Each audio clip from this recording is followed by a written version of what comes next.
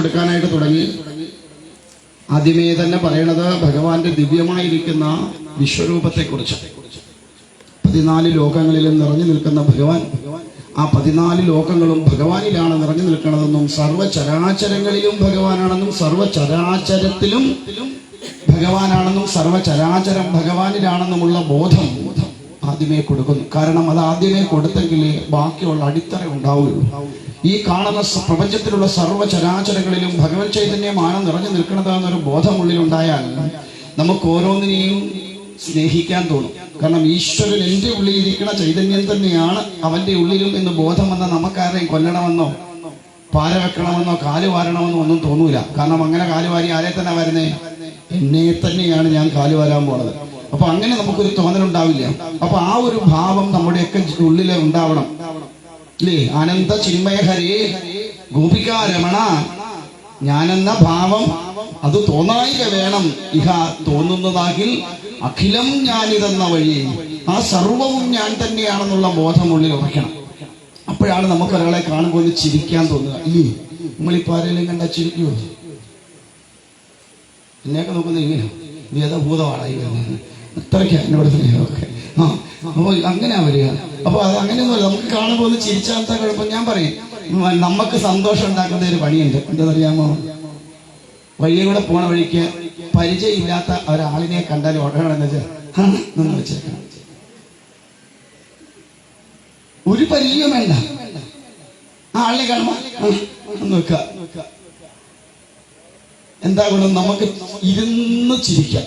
കാരണം അവൻ പോകുന്ന വഴിക്ക് എല്ലാം ആലോചിക്കുക. എന്നാലും ആരായി എന്നെ നോക്കി ആഹാന്ന് വെച്ച് നമുക്ക് ഓർത്ത് ചിരിക്കാൻ വേറെ വല്ലതും വേണോ?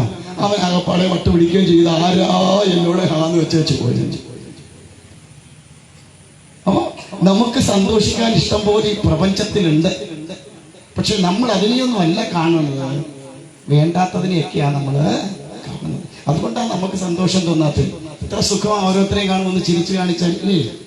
ഇനി നമുക്ക് വേറെ ഒന്നും കൊടുക്കാൻ കഴിഞ്ഞില്ല, ഒന്ന് ചിരിക്കാൻ കഴിഞ്ഞാൽ തന്നെ അതെങ്ങനെ മനസ്സിൽ വല്ലതും ഉണ്ടായിട്ട് വേണ്ടി ഒന്ന് ചിരിക്കാൻ തോന്നുന്നുണ്ട്. ഇതിങ്ങനെ എപ്പോഴും കണ്ണീര് ഒലിപ്പിച്ചുകൊണ്ടിരിക്കണം. നമ്മൾ എവിടുന്നാ ചിരിക്കാൻ നമുക്ക് തോന്നുക? ഇല്ലേ? അപ്പൊ നമുക്ക് ചിരിക്കാൻ തോന്നില്ല. കാരണം നമ്മൾ സ്വയമേവേ കരഞ്ഞുകൊണ്ടിരിക്കുക. ജനിക്കുമ്പോഴും കരഞ്ഞുകൊണ്ട് ജനിക്കും. ഇല്ലേ? ആണോ? പോകുമ്പോ പണ്ടൊരു പാട്ട്, സിനിമാ പാട്ടായിട്ടുണ്ടായിരുന്നു. കമലഹാസന്റെ ഒരു പടത്തിൽ ആദ്യ പടം, എൻ്റെ സ്കൂളിൽ പഠിച്ച കാലത്ത് കണ്ടൊരു പടം, ആദ്യ പടം. അതിനകത്തൊരു പാട്ടുണ്ട്, കരഞ്ഞുകൊണ്ടേ ജനിക്കുന്നു കരയിച്ചുകൊണ്ടേ മരിക്കുന്നു എന്നും പറഞ്ഞു. ബാക്കി ഞാൻ ഓർക്കണില്ല. ഇപ്പൊ അങ്ങനൊന്നുമില്ല. ജനിക്കുമ്പോ ഒരു കരച്ചിലുള്ളൂ, പോകുമ്പോ ആരും കരയാറില്ല. ഇപ്പൊ സെൽഫി എടുക്കും അപ്പന്റെ ഡെഡ് ബോഡിക്ക് മുമ്പിൽ ഇല്ലേ? എന്നിട്ട് എത്ര ലൈക്ക് ഷെയറും കിട്ടുമെന്ന് ഇപ്പൊ നമ്മൾ നോക്കും. അങ്ങനെ ഒരു കണക്കിന് അതാ വേണ്ടത്. സത്യത്തിൽ മരണം സന്തോഷിക്കേണ്ട ഒന്നായിട്ടാണ് പറയുക.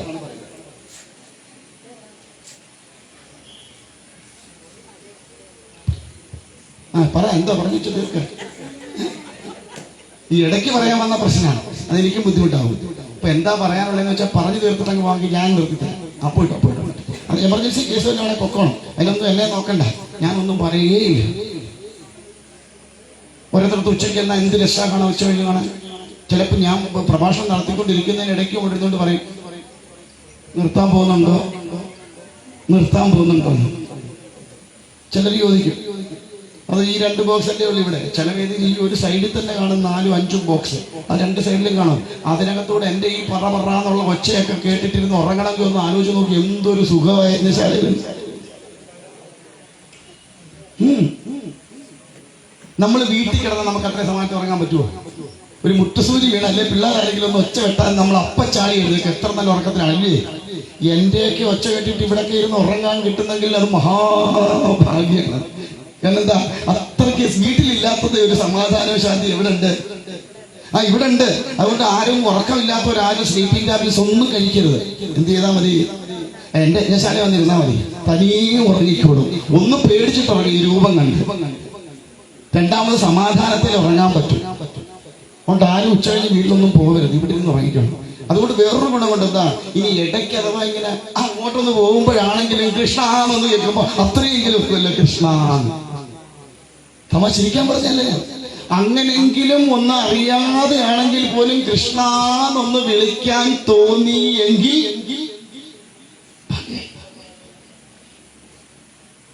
അത്രയ്ക്കതാണ് യജ്ഞശാലയിൽ വന്നിരുന്ന ഏറ്റവും വലിയ ഇവിടെ. അറിയാതാണെങ്കിൽ എന്ത് വിളിക്കും?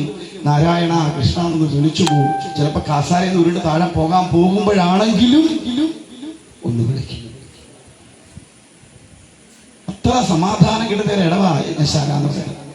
അപ്പൊ എന്തായാലും അതുകൊണ്ട് പരീക്ഷിത് മഹാരാജാവിന് ഇതൊക്കെ പറഞ്ഞു കൊടുത്തിട്ട് മൂന്നാമത്തെ സ്കന്ധത്തിലേക്ക് കിടക്കുമ്പോൾ അവിടെ സർഗം എന്ന ലക്ഷണത്തോടുകൂടി അവിടെ ആരംഭിക്കുകയാണ് ഭാഗവതം ആരംഭിക്കുന്നത് മൂന്നാമത്തെ സ്കന്ധം മുതലാണ്.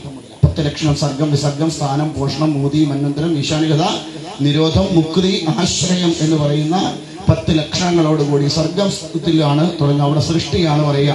ആ സൃഷ്ടി കഥകൾ പറഞ്ഞു വരുമ്പോഴാണ് ഭഗവാന്റെ വരാഹ അവതാരത്തെ കുറിച്ച് പറയണത്.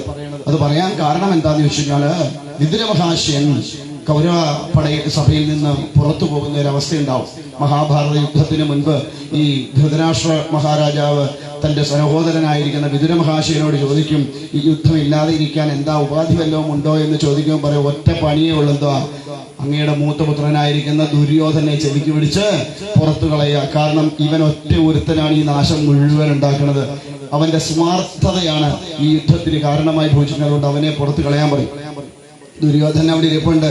അപ്പോഴാണ് ചോദിക്കുന്നത്, ഇവൻ ആരാടാ ഈ സ്ഥാനം കൊടുത്തത്? ദാസീപുത്രൻ. ഇവിടെ എന്താ സ്ഥാനം എന്നാ? ആരുടെ മക്കളാ ഇവരൊക്കെ? ആരുടെ മക്കളാ? ഈ വിതുരനും ധൃതരാഷ്ട്രമൊക്കെ ആരുടെ മക്കളാ? എന്റെ സ്വാമി, ഞങ്ങളുടെ ആരുടെയാ? വ്യാസർഷിയുടെ പുത്രന്മാരാണ്. തന്റെ സഹോദരൻ ഭാര്യമാരില് ധൃതരാഷ്ട്രയും പാണ്ഡുവിനെയും അമ്മയുടെ നിർദ്ദേശപ്രകാരം സൃഷ്ടിക്കും. അതൊന്ന് കണ്ണുപൊട്ടനായി പോകും, ഒന്ന് പാണ്ഡുവായി പോകും. അത് കഴിയുമ്പോ ദാസീപുത്രനായിട്ട് വിതുരമഹാശയൻ ഉണ്ടാവും. നാലാമത്തേതാണ് ആര്? ശ്രീ ശുഖബ്രഹ്മർഷി. ധർമാർത്ഥ കാമ മോക്ഷത്തിന്റെ 4 പ്രതീകങ്ങൾ. വെറുതെയല്ല മക്കളെ സൃഷ്ടിച്ചത്. ധർമാർത്ഥ കാമമോ ചതുർവിധ പുരുഷാർത്ഥത്തിന്റെ 4 പ്രതീകങ്ങളാണ് ധൃതരാഷ്ട്രവും പാണ്ഡുവും വിതുരമഹാശയനും ശുകൻ. കാമത്തിന്റെ പ്രതിരൂപമാണ് ആര്? പാണ്ഡു. അതുകൊണ്ടാണ് തല പൊട്ടിത്തെറിച്ചു പോയത്. കാമം വർദ്ധിച്ചപ്പോ ജീവഹാനി ഉണ്ടായി. ഇല്ലേ? സ്ത്രീയെ പ്രാപിക്കാൻ പാടില്ല എന്ന ശാപമുണ്ടായിട്ടും കാമമുണ്ടായപ്പോ ആര്യെ പ്രാപിച്ചു? മാദ്രിയെ പ്രാപിക്കാൻ ശ്രമിച്ചപ്പോ തല പൊട്ടിത്തെറിച്ച്. കാമത്തിന്റെ സ്വരൂപം. കാമം ഇങ്ങനെയാ. കാമം അധികമായി വളർന്നാല് അത് നാശത്തിന് കാരണമായി ഭവിക്കും. പിന്നെയോ അർത്ഥത്തിന്റെ പ്രതിരൂപമാണ് ആര്? ധൃതരാഷ്ട്ര. എന്താ കാരണം? രാജ്യം, ധനം, അവകാശാദികൾക്ക് വേണ്ടിയിട്ട് മകൻ ഇത്ര വലിയ അധർമ്മം ചെയ്തിട്ടും യാതൊരു വിധമായ തടസ്സവും സൃഷ്ടിക്കാതെ കൊണ്ട് മൗനിയായിട്ടിരുന്നു കൊണ്ട് മകന് വേണ്ടി സപ്പോർട്ട് ചെയ്ത് കൊടുത്താല് ധൃതരാഷ്ട്ര. അതുകൊണ്ട് അർത്ഥത്തിനോട് കൂടുതലായ അമിതമായ മോഹം തോന്നിയാൽ അന്ധനായി പോവും. നമ്മളൊക്കെ പൊട്ടന്മാരാ അല്ലേ? നമ്മുടെ എന്നും കണ്ണ് കാണാവോ? നമ്മളെയൊക്കെ കണ്ണ് കാണാവോ? നമ്മളെ ഏറ്റവും വലിയ അന്ധന്മാരെ നമ്മളാ. എന്താ കാരണം? നമ്മുടെ കണ്ണ് നമ്മൾ ഇതുവരെ തുറന്നു വെച്ചിട്ടില്ലാത്തത് കൊണ്ട് നമുക്കൊന്നും കാണാൻ, സത്യത്തെ കാണാൻ കഴിയാത്തത് കൊണ്ട് അന്ധതയിലാണ് നമ്മളെല്ലാം. അതുകൊണ്ടാണ് ഈ അർത്ഥത്തിന്റെ പിന്നാലെ നമ്മൾ പായണത്. ധനമോഹം ഉണ്ടാകുക, വസ്തു സമ്പാദിക്കണമെന്ന് തോന്നുക, അത്യാദിയായിട്ടുള്ള സ്വർണം സമ്പാദിക്കണം തോന്നുക, ഇത്യാദിയായിട്ടുള്ള അല്ലെ ഉള്ളതൊന്നും മറ്റാർക്കും കൊടുക്കാതെ പിടിച്ചടക്കി വെക്കുക. ഇതൊക്കെ അർത്ഥത്തിനോടുള്ള മോഹം. അപ്പൊ അതുകൊണ്ട് അത് ആരുടെ പ്രതിരൂപമായി? ധൃതരാഷ്ട്രയുടെ പ്രതിരൂപമായി. ഉൾക്കണ്ണ് തുറക്കില്ല അർത്ഥത്തിനോട് മോഹം തോന്നിയ. ത്യാഗബുദ്ധി ഉണ്ടാവുമ്പോൾ മാത്രമേ ഉൾക്കണ്ണ് തുറക്കുള്ളൂ. ത്യജിക്കാൻ തയ്യാറാവുമ്പോഴാണ് ഉൾക്കണ്ണ് തുറക്കുക. അതിനോട് യാതൊരുവിധ മമത്വവും ഇല്ലാതെ ഇരിക്കുന്ന അവസ്ഥയിലേക്ക് എത്തുമ്പോൾ മാത്രമേ ഉൾക്കണ്ണ് തുറക്കുള്ളൂ. അതിന് ജ്ഞാനം ഉണ്ടാവണം. ജ്ഞാനമില്ലാത്തത് കൊണ്ട് നമുക്ക് ഇതിനോടൊക്കെ മോഹം ഉണ്ടാവും. ഇതൊക്കെയാണ് എൻ്റെ ജീവിതത്തിലെ ഏറ്റവും വലിയ ലക്ഷ്യം എന്ന് തോന്നും. ധനം സമ്പാദിക്കുക, വിവാഹം കഴിക്കുക, പിന്നെ സൃഷ്ടി നടത്തുക ഇത്യാദിയായിട്ടുള്ളതാണ് എൻ്റെ ജീവിതത്തിലെ ഏറ്റവും വലിയ ധർമ്മം എന്ന് നനച്ചുകൊണ്ട് ഈ പ്രാപഞ്ചികമായ സംസാര സാഗരത്തിൽ അങ്ങനെ പെട്ട് നമ്മൾ ഒഴുകും. അപ്പോ ധർമ്മ ധർമ്മത്തിന്റെ പ്രതിരൂപമാണ് ആര്? വിതുര മഹാശയൻ. മണ്ഡൂക മഹർഷിയുടെ ശാപം കൊണ്ട് യമധർമ്മൻ തന്നെ എന്തായിട്ട് പിറന്നു? ദാസീപുത്രനായിട്ട് പിറന്നു. അതുകൊണ്ട് ധർമ്മം അറിയാവുന്നവൻ ഒരിക്കലും എന്ത് ചെയ്യില്ല? അധർമ്മം ചെയ്യില്ല. അതുകൊണ്ട് ഈ ധൃതരാഷ്ട്ര മഹാരാജാവിന് നല്ലൊരു വിശദീകരണം കൊടുക്കുന്നുണ്ട് ധർമ്മത്തെക്കുറിച്ച്. ഒരു ഭരണാധികാരി എന്തായിരിക്കണം, എങ്ങനെ ആയിരിക്കണം എന്ന് വളരെ ഭംഗിയായി വിതുരനീതി എന്നൊരു നീതിവാക്യമുണ്ട്. ആ നീതിവാക്യത്തിൽ പറഞ്ഞു കൊടുക്കുന്നുണ്ട് ഏത് വിധത്തിലായിരിക്കണം ഒരു ഭരണാധികാരി. ഞാൻ പറയാറുണ്ട്, ഈ വിതുരനീതിയൊക്കെ പഠിച്ചിട്ട് നമ്മുടെ ഭരണകർത്താക്കൾ രാജ്യം ഭരിക്കാൻ കയറിയിരുന്നെങ്കിൽ ഈ രാജ്യം പണ്ടേ നന്നായി. കാരണം ധർമ്മം അറിയാത്തവൻ രാജ്യം ഭരിക്കുമ്പോഴാണ് നാളെ നാശത്തിലേക്ക് കൂപ്പുകുത്തുക. അർത്ഥത്തിനോട് മോഹമുണ്ടാവാൻ പാടില്ല ഒരു ഭരണാധികാരിക്ക്. ഇപ്പൊ അതിനോട് മാത്രമേ മോഹമുള്ളൂ. അതുകൊണ്ട് എന്റെ കാര്യം ചിന്താവാന്നായതുകൊണ്ട് നാടെല്ലാം അരാജകത്വത്തിലേക്ക് പോണു. മറ്റുള്ളവർക്ക് എന്ത് സംഭവിച്ചാലും കുഴപ്പമില്ല, എന്റെ കാര്യം ഭംഗിയായിട്ട് നടക്കണം. ഞാൻ പറയാറുണ്ട്, വിതുരനീതിയൊക്കെ ഒന്ന് പഠിച്ചിട്ട് വേണം ഭരണത്തിലേക്ക് കയറാൻ ഒരു ഭരണാധികാരി. അവനൊരിക്കലും പിന്നെ അധർമ്മം ചെയ്യണമെന്ന് തോന്നില്ല. നാടിനെ ഏറ്റവും ശ്രേഷ്ഠതമമായ അവസ്ഥയിലേക്ക് എത്തിക്കും. ഇവിടെ ധൃതരാഷ്ട്രരോട് പറയാനുണ്ട്, പ്രജകളെ മക്കളെ പോലെ കാണണം. മക്കൾക്കൊരു സങ്കടമുണ്ടായാൽ ഏത് വിധത്തിലാണോ ഒരു പിതാവിന് സങ്കടം ഉണ്ടാവണത്, അതുപോലെ ആയിരിക്കണം ഒരു ഭരണാധികാരി. തന്റെ ഒരു പ്രജയ്ക്ക് എന്തെങ്കിലും ഒരു സങ്കടമുണ്ടായാൽ അത് ആരെ ബാധിക്കണം? ഭരണാധികാരിയെ ബാധിക്കണം. അവന്റെ മനസ്സ് വേദനിക്കണം. അത്തരത്തിൽ സ്നേഹിക്കണം. പിന്നെയോ, ഒരു സ്വത്തും തന്റേതൊന്നും അവകാശപ്പെട്ടെടുത്ത് വെക്കാൻ പാടില്ല. ആർക്ക് കൊടുക്കാനുള്ളതാ? പ്രജകളുടെ നന്മയ്ക്ക് വേണ്ടി വിനിയോഗിക്കാനുള്ളതാ രാജ്യത്തിന്റെ സമ്പത്ത്. തന്റെ സുഖത്തിന് വേണ്ടിയിട്ടാവാൻ പാടില്ല. ഇങ്ങനെ കുറച്ച് കാര്യങ്ങൾ അവിടെ പറഞ്ഞു കൊടുക്കുന്നുണ്ട്. രാജ്യം സമ്പൽ സമൃദ്ധിയിലേക്ക് പോകാനും അരാജകത്വമില്ലാതെ ഉണ്ടായിരിക്കാനുമുള്ള അവസ്ഥകൾ പറഞ്ഞു കൊടുക്കുന്നുണ്ട്. അവസാനം പറയുന്നുണ്ട്, ഇതൊക്കെ ഇട്ടെറിഞ്ഞിട്ട് പോയിക്കൂടെ? ഈ ഭീമസേന തുപ്പുമാട്ടും കൊണ്ട് ഈ എച്ചില് തിന്നുന്നത് പോലെ കുത്തിയിരുന്ന് തിന്നിട്ട് എന്തിനാ ഇങ്ങനെ ജീവിക്കണത്? അപ്പോഴും പറയും, എന്തോ ചെയ്യാം, എൻ്റെ കർമ്മഫലം ഞാൻ അനുഭവിക്കല്ലേ പറ്റും. അപ്പോഴും വിട്ടിട്ട് പോകാനായിട്ട് തോന്നുന്നില്ല. അവസാനം ഒരു യാത്രയുണ്ട്, അവസാന യാത്രയായിട്ട്. അങ്ങനെയുള്ള വിതുരമഹാശയനോട് വിതുരമഹാശൻ ഇത് പറയുമ്പോ ദുര്യോധന അവിടെ ഇരുന്നുകൊണ്ട് തന്റെ കൂട്ടാളികളോട് പറയും, ഇവന്റെ ജീവൻ മാത്രം വെച്ചാൽ മതി, അടിച്ച് ചതച്ചൊടിച്ചെടുത്ത് വെളികളെ. ചെറു പുഞ്ചരിയോടുകൂടി എഴുന്നേറ്റ് വന്ന് തന്റെ കയ്യിലിരുന്ന ആയുധം എടുത്ത് ആ വാതിക്കലോട്ട് വെച്ച് ഒന്നും മിണ്ടാതെ ഇറങ്ങിയൊരു പോക്കുണ്ട്. ആര്? വിതുരമഹാശൻ. ഇത്ര സുന്ദരമായ യാത്ര എല്ലാം ജയിച്ചിട്ട് എല്ലാം സ്വതന്ത്രമായി കഴിയുമ്പോൾ ഉണ്ടാവുന്ന ഒരു സുഖമുണ്ട്. നമുക്കൊക്കെ ഓരോന്ന് നഷ്ടപ്പെടുമ്പോൾ നമ്മൾ ഓരോന്നോരോന്ന് വീണ്ടും വീണ്ടും ജീവിതത്തിലേക്ക് എടുത്തുകൊണ്ട് വരും. പക്ഷെ നഷ്ടപ്പെടുമ്പോഴാണ് സുഖം ഉണ്ടാവുക.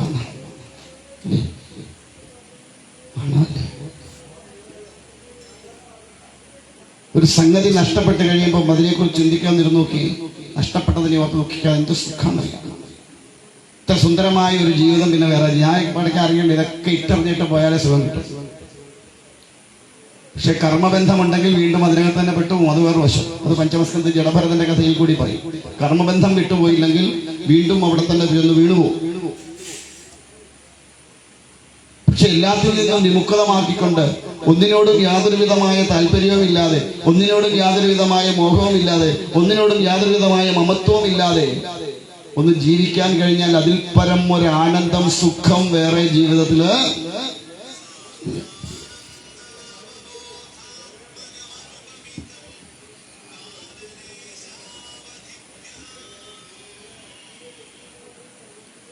അതിൽ പരം ഒരു സുഖം വേറെ ജീവിതത്തില് ഇല്ല.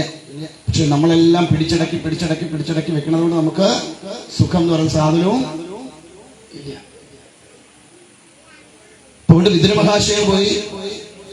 അങ്ങനെ മഹാഭാരത യുദ്ധമെല്ലാം കഴിഞ്ഞപ്പോ ഭഗവാൻ സ്വധാമത്തിലേക്ക് പോയി കഴിഞ്ഞപ്പോ ഭഗവാന്റെ ഉറ്റ തോഴനായിരിക്കുന്ന ഉദ്ധവര് തീർത്ഥയാത്രയ്ക്കായിട്ട് അങ്ങനെ പോണ വഴിക്ക് രണ്ടുപേരും കൂടെ കണ്ടുമുട്ടുമ്പോ വിതുരമഹാശയൻ ചോദിക്കുന്നൊരു ചോദ്യമുണ്ട്, ഭഗവാനും കുടുംബത്തിനും സുഖമല്ലേ? നമ്മൾ ആരെങ്കിലും കണ്ടാൽ എന്ത് ചോദിക്കും? നിനക്ക് സുഖമാണോ ഓടി എന്ന് ചോദിക്കും. ഇന്ന് വരെ ആരെങ്കിലും ചോദിച്ചിട്ടുണ്ടോ വൈകുണ്ഠപുരത്തെ കിട്ടണന് സുഖമാണോ എന്ന്? എന്താ ആരെങ്കിലും വന്ന് ചോദിക്കാറുണ്ടോ, കിട്ടണ നിനക്ക് സുഖമാണോ, നീ വല്ലതും കഴിച്ചോന്ന്? എവിടെ? ഞാൻ ഫുഡ് നല്ല വയറ് നിറച്ചടിച്ചേച്ച് വന്നിരിക്കുന്നത്, ഞാനിനി എന്തിനാ കിട്ടണം കഴിച്ചോന്ന് അന്വേഷിക്കണം? അതൊക്കെ തിരുമേനിയുടെ ജോലിയാണ്, ഇല്ലേ കമ്മിറ്റിക്കാരുടെ ജോലിയാണ് കൊണ്ട് കൊടുക്കാന്നുള്ളത്, അല്ലേ? നമുക്ക് അതിനകത്ത് വല്ല ബന്ധമുണ്ടോ? നമ്മൾ രാവിലെ ഒരുപാട് ലിസ്റ്റ് കൊടുക്കുക, സാധിച്ചു എന്നാൽ താങ്ക്സ് ഇല്ല, തന്നില്ലേ 4 ചീത്ത. അല്ലേ? നമ്മളത്രയേ ഉള്ളൂ. ഭഗവാന് സുഖമാണോ എന്ന് അന്വേഷിക്കാറുണ്ടോ? ഒരു ഭക്തൻ ഒരിക്കലും ആരുടെ സുഖം അന്വേഷിക്കില്ല, തൻ്റെ സുഖം അന്വേഷിക്കില്ല. ആരുടെ സുഖമേ അന്വേഷിക്കൂ? ഭഗവാന്റെ സുഖം മാത്രമേ അന്വേഷിക്കൂ.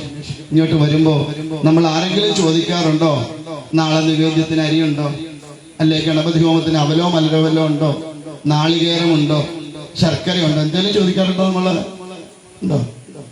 ആരെങ്കിലും ചോദിച്ചിട്ടുണ്ടോ? ഇവിടെ ഇരിക്കണവർ ആരെങ്കിലും ചോദിച്ചിട്ടുണ്ടോ നാളത്തെ നിവേദ്യത്തിന് എന്തെങ്കിലും ഉണ്ടോ തിരുമേനിന്ന്? നമുക്കതൊന്നും അറിയണ്ട. നമ്മൾ പേഴ്സിങ്ങനെ കുലിക്കേച്ച് 1 രൂപ എടുത്തേക്ക്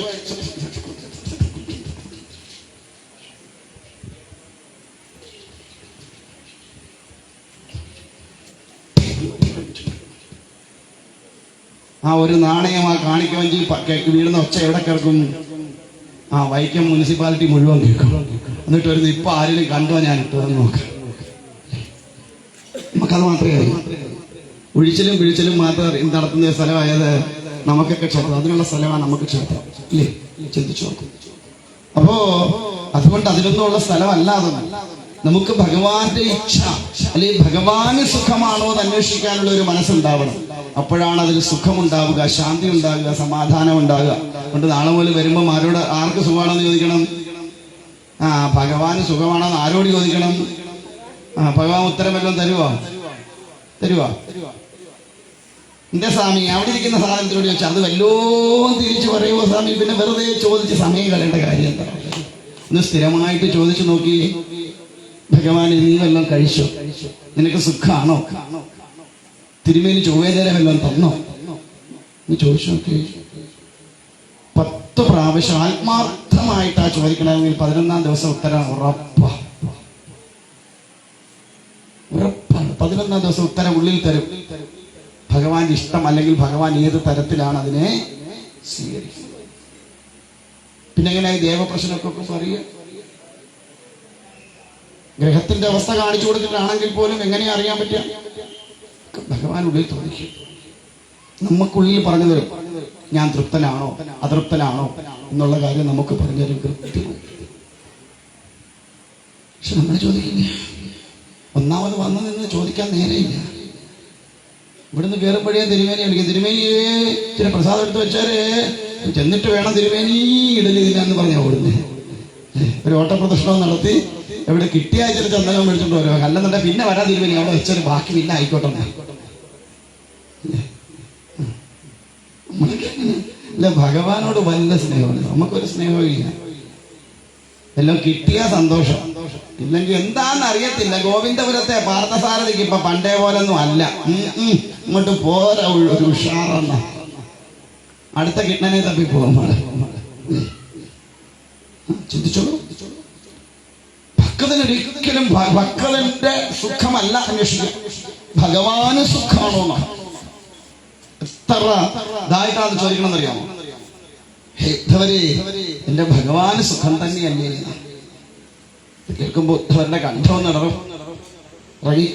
കഴിഞ്ഞിട്ട് പറയും, ഹേ വിതുരനഹാസ്യ, ഭഗവാൻ സ്വധാമത്തിലേക്ക് പോയി യാദവ കുലം തമ്മിൽ തല്ലി തീർന്നു. ഞാൻ അവിടെ നിന്നും ഭഗവാന്റെ നിർദ്ദേശാനുസരണം തീർത്ഥയാത്രയ്ക്ക് പുറപ്പെട്ടതാണ് എന്ന് പറയുമ്പോൾ എന്നിട്ട് പറയുന്നുണ്ട്, ഭഗവാന് വേണ്ടതായ ജ്ഞാനത്തെ പകർന്നു നൽകിയപ്പോ ഞാനും തീർത്ഥയാത്രയ്ക്ക് പക്ഷേ എനിക്കൂടെ പറഞ്ഞു തരാമോ എന്ന് ചോദിക്കുമ്പോഴാണ് പറയുന്നത്, അതിനുള്ള അവകാശം എനിക്കില്ല.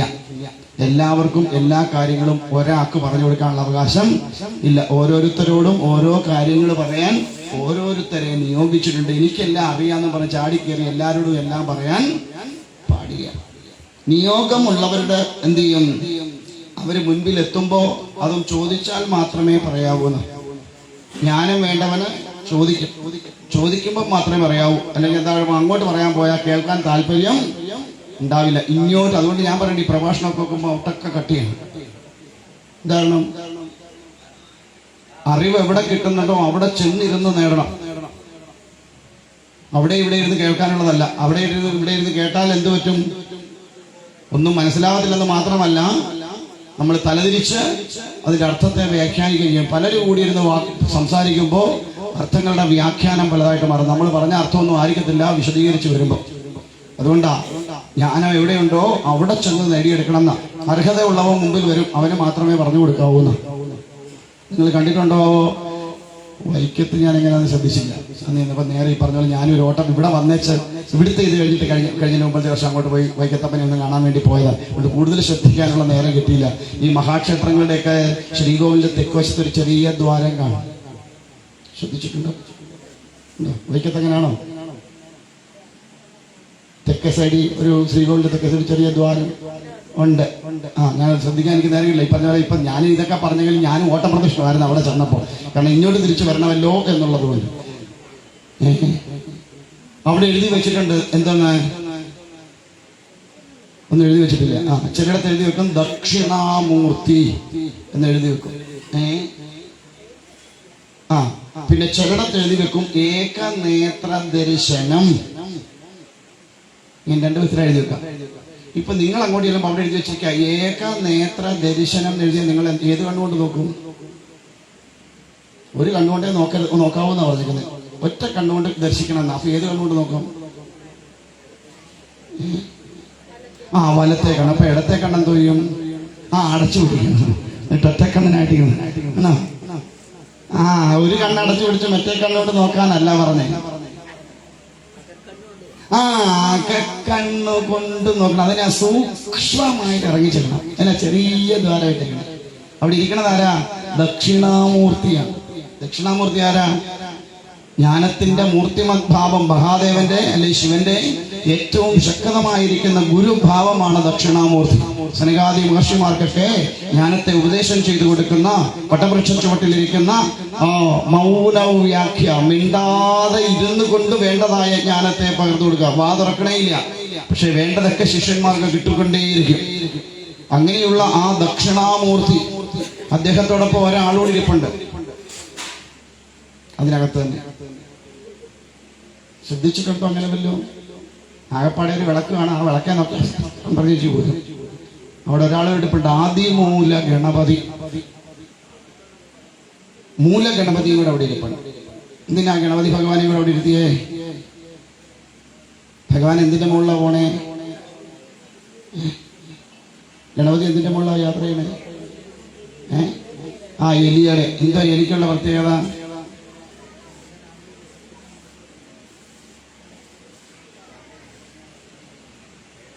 എന്താ പ്രത്യേകത? ചങ്ങനാശ്ശേരി കപ്പ ഇട്ട് കഴിഞ്ഞാൽ വൈക്കത്തിരിക്കുന്ന എലിയോട് പറയണോ ചങ്ങനാശ്ശേരി കപ്പ ഉണ്ടെന്ന്?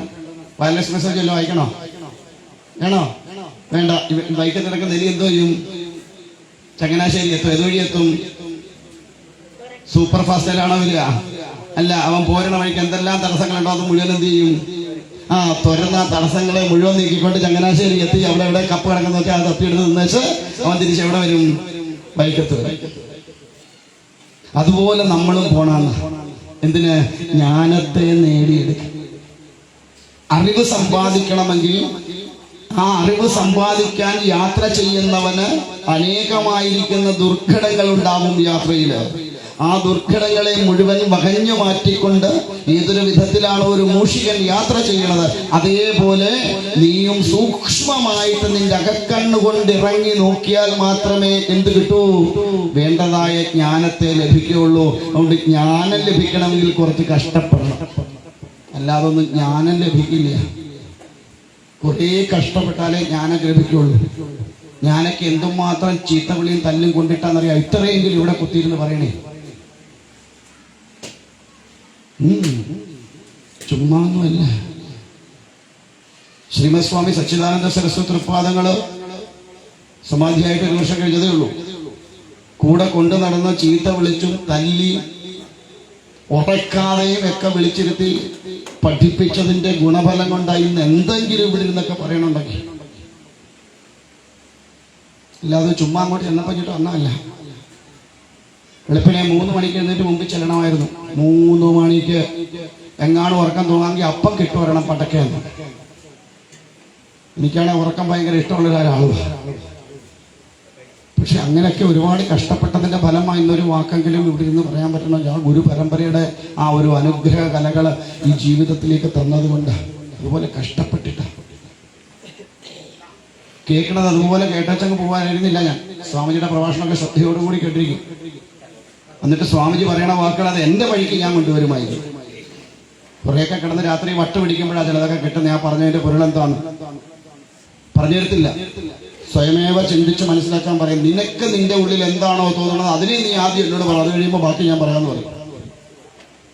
അങ്ങനെ അതുകൊണ്ട് ജ്ഞാനം വേണ്ടവൻ എന്ത് ചെയ്യണം? അതുപോലെ സൂക്ഷ്മമായിട്ട് ഇറങ്ങി ചെല്ലണം. അങ്ങനെ ചെല്ലുന്നവന് മാത്രമേ യാഥാർത്ഥ്യത്തിലുള്ള സത്യത്തെ അറിയാനായിട്ട് ശ്രേഷ്ഠമായ ജ്ഞാനത്തെ ലഭ്യമാവുകയുള്ളൂ. അതിന് കാണിച്ചെന്ന ചെറിയ ഒരു വട്ടം ഏറ്റുമാനൂരേ ഉള്ളൂ. വലിയ കട്ടള വെച്ചിട്ട് ശ്രീകോവില് പോലെ ഉള്ള ഒരു ഇത് ഏറ്റുമാനൂർ മാത്രമേ ഞാൻ കണ്ടുള്ളൂ. ബാക്കിയുള്ള ക്ഷേത്രങ്ങളിലെല്ലാം ഏതാണ്ട് ഈ ഒരു ദ്വാരമാണുള്ള. അപ്പൊ അത്രമാത്രം സൂക്ഷ്മമായിട്ട് അകക്കണ്ണുകൊണ്ട് ഇറങ്ങി അകത്തേക്ക് ചെന്നാൽ മാത്രമേ ആ ജ്ഞാനത്തെ പകർന്നു തരികയുള്ളൂ. അതും എങ്ങനെ തരുള്ളൂ? മൗനവ്യാഖ്യ. മൗനിയായിട്ടിരുന്നു കൊണ്ടാണ് വ്യാഖ്യാനിക്കുന്നത്. ഭഗവാൻ ധ്യാന ശ്ലോകമുണ്ട്. മൗനവ്യാഖ്യ പ്രകടിത പരബ്രഹ്മതത്വം യുവാനം വരിശിഷ്ടാം ദേവസ ഋഷിഗണൈരാവൃതം ബ്രഹ്മനിഷ്ഠൈഃ ആചാര്യേന്ദ്രം കരകലിത ചിന്മുദ്രമാനന്ദരൂപം സ്വാത്മാരാമം മുദിതവദനം ദക്ഷിണാമൂർത്തിമീഡേ. മുൻപിലിരിക്കുന്ന സനകാദി മഹർഷിമാർക്ക് വാ തുറക്കാതെ ഒറ്റ നോട്ടത്തിൽ മാത്രം മൗനിയായിരുന്നു കൊണ്ട് ശിഷ്യഗണങ്ങൾക്ക് വേണ്ടതായ അനുഗ്രഹങ്ങളെ അല്ലെങ്കിൽ ജ്ഞാനത്തെ പകർന്നു നൽകുന്ന ചിന്മുദ്രാങ്കിതനായിരിക്കുന്ന ദക്ഷിണാമൂർത്തി അപസ്മാരത്തെ ചവിട്ടി പിടിച്ചുകൊണ്ടിരിക്കുക. അജ്ഞാനമാകുന്ന അപസ്മാരത്തെ ചവിട്ടി ഒതുക്കി നിർത്തിയിട്ട് ഏതൊരുവനാണോ എൻ്റെ മുമ്പിൽ ജ്ഞാനത്തിനായി തേടിയെത്തുന്നത് അവന് വേണ്ടതായിട്ടുള്ള ആ ജ്ഞാനത്തെ പ്രദാനം ചെയ്യാനിരിക്കുന്ന ദക്ഷിണാമൂർത്തി. എത്ര സുന്ദരമായ സങ്കല്പമാണെന്ന് നോക്കൂ. അത് അങ്ങോട്ട് ഓടിച്ചെന്നാന്നും ഗുരുക്കന്മാരൊന്നും എല്ലാ അറിവൊന്നും പകർന്നു തരുവൊന്നുമില്ല. ശരിക്കും കഷ്ടപ്പെടണം. നിങ്ങളൊക്കെ ഇപ്പൊ ഭാഗ്യമാരാ. എന്തെങ്കിലുമൊക്കെ ഇങ്ങനെ ആണെങ്കിലും കിട്ടുന്നുണ്ടല്ലോ ഇല്ലേ? വലിയ ചെലവൊന്നും ഇല്ലാതെ നിങ്ങൾക്കൊക്കെ എന്തെങ്കിലുമൊക്കെ കിട്ടുന്നുണ്ടെങ്കിൽ കിട്ടണത് ഞങ്ങളെ പോലുള്ളൊരു വായിട്ടടക്കാൻ വരുന്നുണ്ട് ഇല്ലേ? ഇല്ലേ? എവിടെ പോയി പഠിച്ചിരുന്നു? ഇപ്പൊ പിന്നെ ഗുരുക്കന്മാർ ഒരുപാട് ഓൺലൈനിലും ഓഫ് ലൈനിലും ഒക്കെ പഠിപ്പിക്കാൻ ഇഷ്ടം പോലെ ഗുരുക്കന്മാരിപ്പോ ഉണ്ട്. അവസാനം എല്ലാം കൂടെ ഗുരുവാകാതിരുന്നാൽ കൊള്ളാം. അങ്ങനെയുണ്ട്. യഥാർത്ഥ ഗുരുവിന്റെ മുൻപിലല്ല ചെന്ന് വിടുന്നതെങ്കിൽ അവസാനം അത് എന്തായിട്ട് മാറും? ആ കുരുവായിട്ട് മാറും. പിന്നെ അതൊക്കെ വലിയ പാടാണ് എടുത്ത് മാറ്റാൻ. മനസ്സിലായില്ലേ? വേഷഭൂഷാദികളും വാക്ചാതുരിയും കണ്ടുകൊണ്ടൊന്നും ഗുരുവാന്നും പറഞ്ഞ് പോയി കിടന്ന് കവന്ന് വീണേക്കരുത്. താടി മുടിയൊക്കെ ഉണ്ട്, 3-4 മാലയൊക്കെ ഉണ്ട്, ചില ചൊവ്വേന്നരെ വർത്താനമൊക്കെ പറഞ്ഞ അതാണ്ടൊക്കെ അറിയാവുന്ന ആൾ. എന്നാ പിന്നെ ഞാൻ എന്നോട് പലരും സ്വാമി എന്നെ കൂടെ ശിഷ്യനാക്കാമോ? ഞാൻ പറയും ഞാനേ ശിഷ്യനാ. പിന്നെങ്ങനെ ഞാനൊരാളെ ശിഷ്യനാക്കുക? ഗുരു ആവാനുള്ളതൊന്നും ആയിട്ടില്ല. ഗുരു എന്ന് പറയുന്ന സത്യം വളരെ വലുതാണ്. ഇപ്പൊ കേട്ടില്ലേ? ധർമ്മത്തിന്റെ പൊരുള് ഊതിത്തരുന്ന സൂര്യനാണ് ആര്? ഗുരു. സൂര്യനെ പോലെ പ്രകാശിക്കാൻ കഴിയണം ഒരു ഗുരുവിന്. ആരുടെ മുൻപില്? ശിഷ്യന്റെ മുൻപിൽ. അവന്റെ സർവ്വവിധമായ അജ്ഞാനങ്ങളെയും ഇല്ലാതാക്കാൻ ഏത് സംശയം ചോദിച്ചാലും അതിനെല്ലാം ഓൺ ദ സ്പോട്ടിൽ മറുപടി കൊടുക്കാൻ കഴിയണം. അവന്റെ അജ്ഞതയെ ഉത്സാഹിയായിരിക്കുന്ന ഒരു ശിഷ്യന് അവന്റെ അന്ധതയെ നീക്കിക്കൊണ്ട് അവനെ പ്രകാശത്തിലേക്ക് നയിക്കാൻ കഴിയുന്നവനാവണം ഗുരു. അല്ലാതെ വെറുതെ ഗുരുവാന്ന് പറഞ്ഞങ്ങോട്ടിരുന്നിട്ട് എന്തെങ്കിലും ഒരു മന്ത്രോപദേശം കൊടുത്തേച്ച് എവിടെയെങ്കിലുമൊക്കെ പോയി അവൻ കാണിക്കുന്ന 1 മാസത്തിന്റെ ഒക്കെ വലിച്ചു വെക്കാനിരുന്ന പണി മാറും.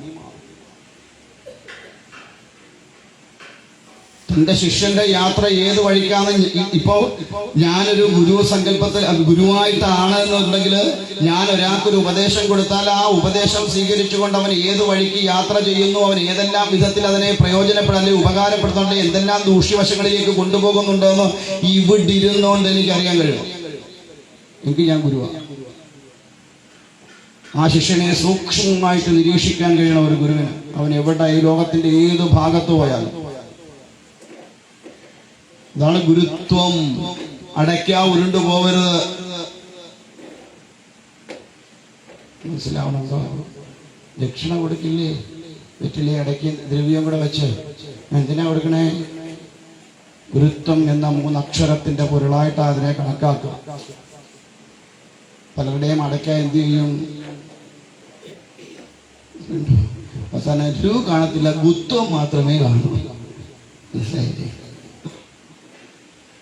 നമ്മൾ പറയില്ലേ അവൻ്റെ അടയ്ക്ക ഉരുണ്ട് പോയതാ, അതുകൊണ്ടാണ് ഇങ്ങനെ ആയിപ്പോയെന്ന്. ദക്ഷിണ കൊടുക്കുമ്പോൾ അടയ്ക്ക ഉരുണ്ട് പോവാതെ നോക്കണം. കിട്ടുന്നുണ്ടോ? അത് വാങ്ങുന്നവനും ആ അടയ്ക്കായ്ക്ക് അനുസരിച്ചൊരു ശ്രദ്ധ വേണം, കൊടുക്കുന്നവനും അടയ്ക്കായൊരു ശ്രദ്ധ.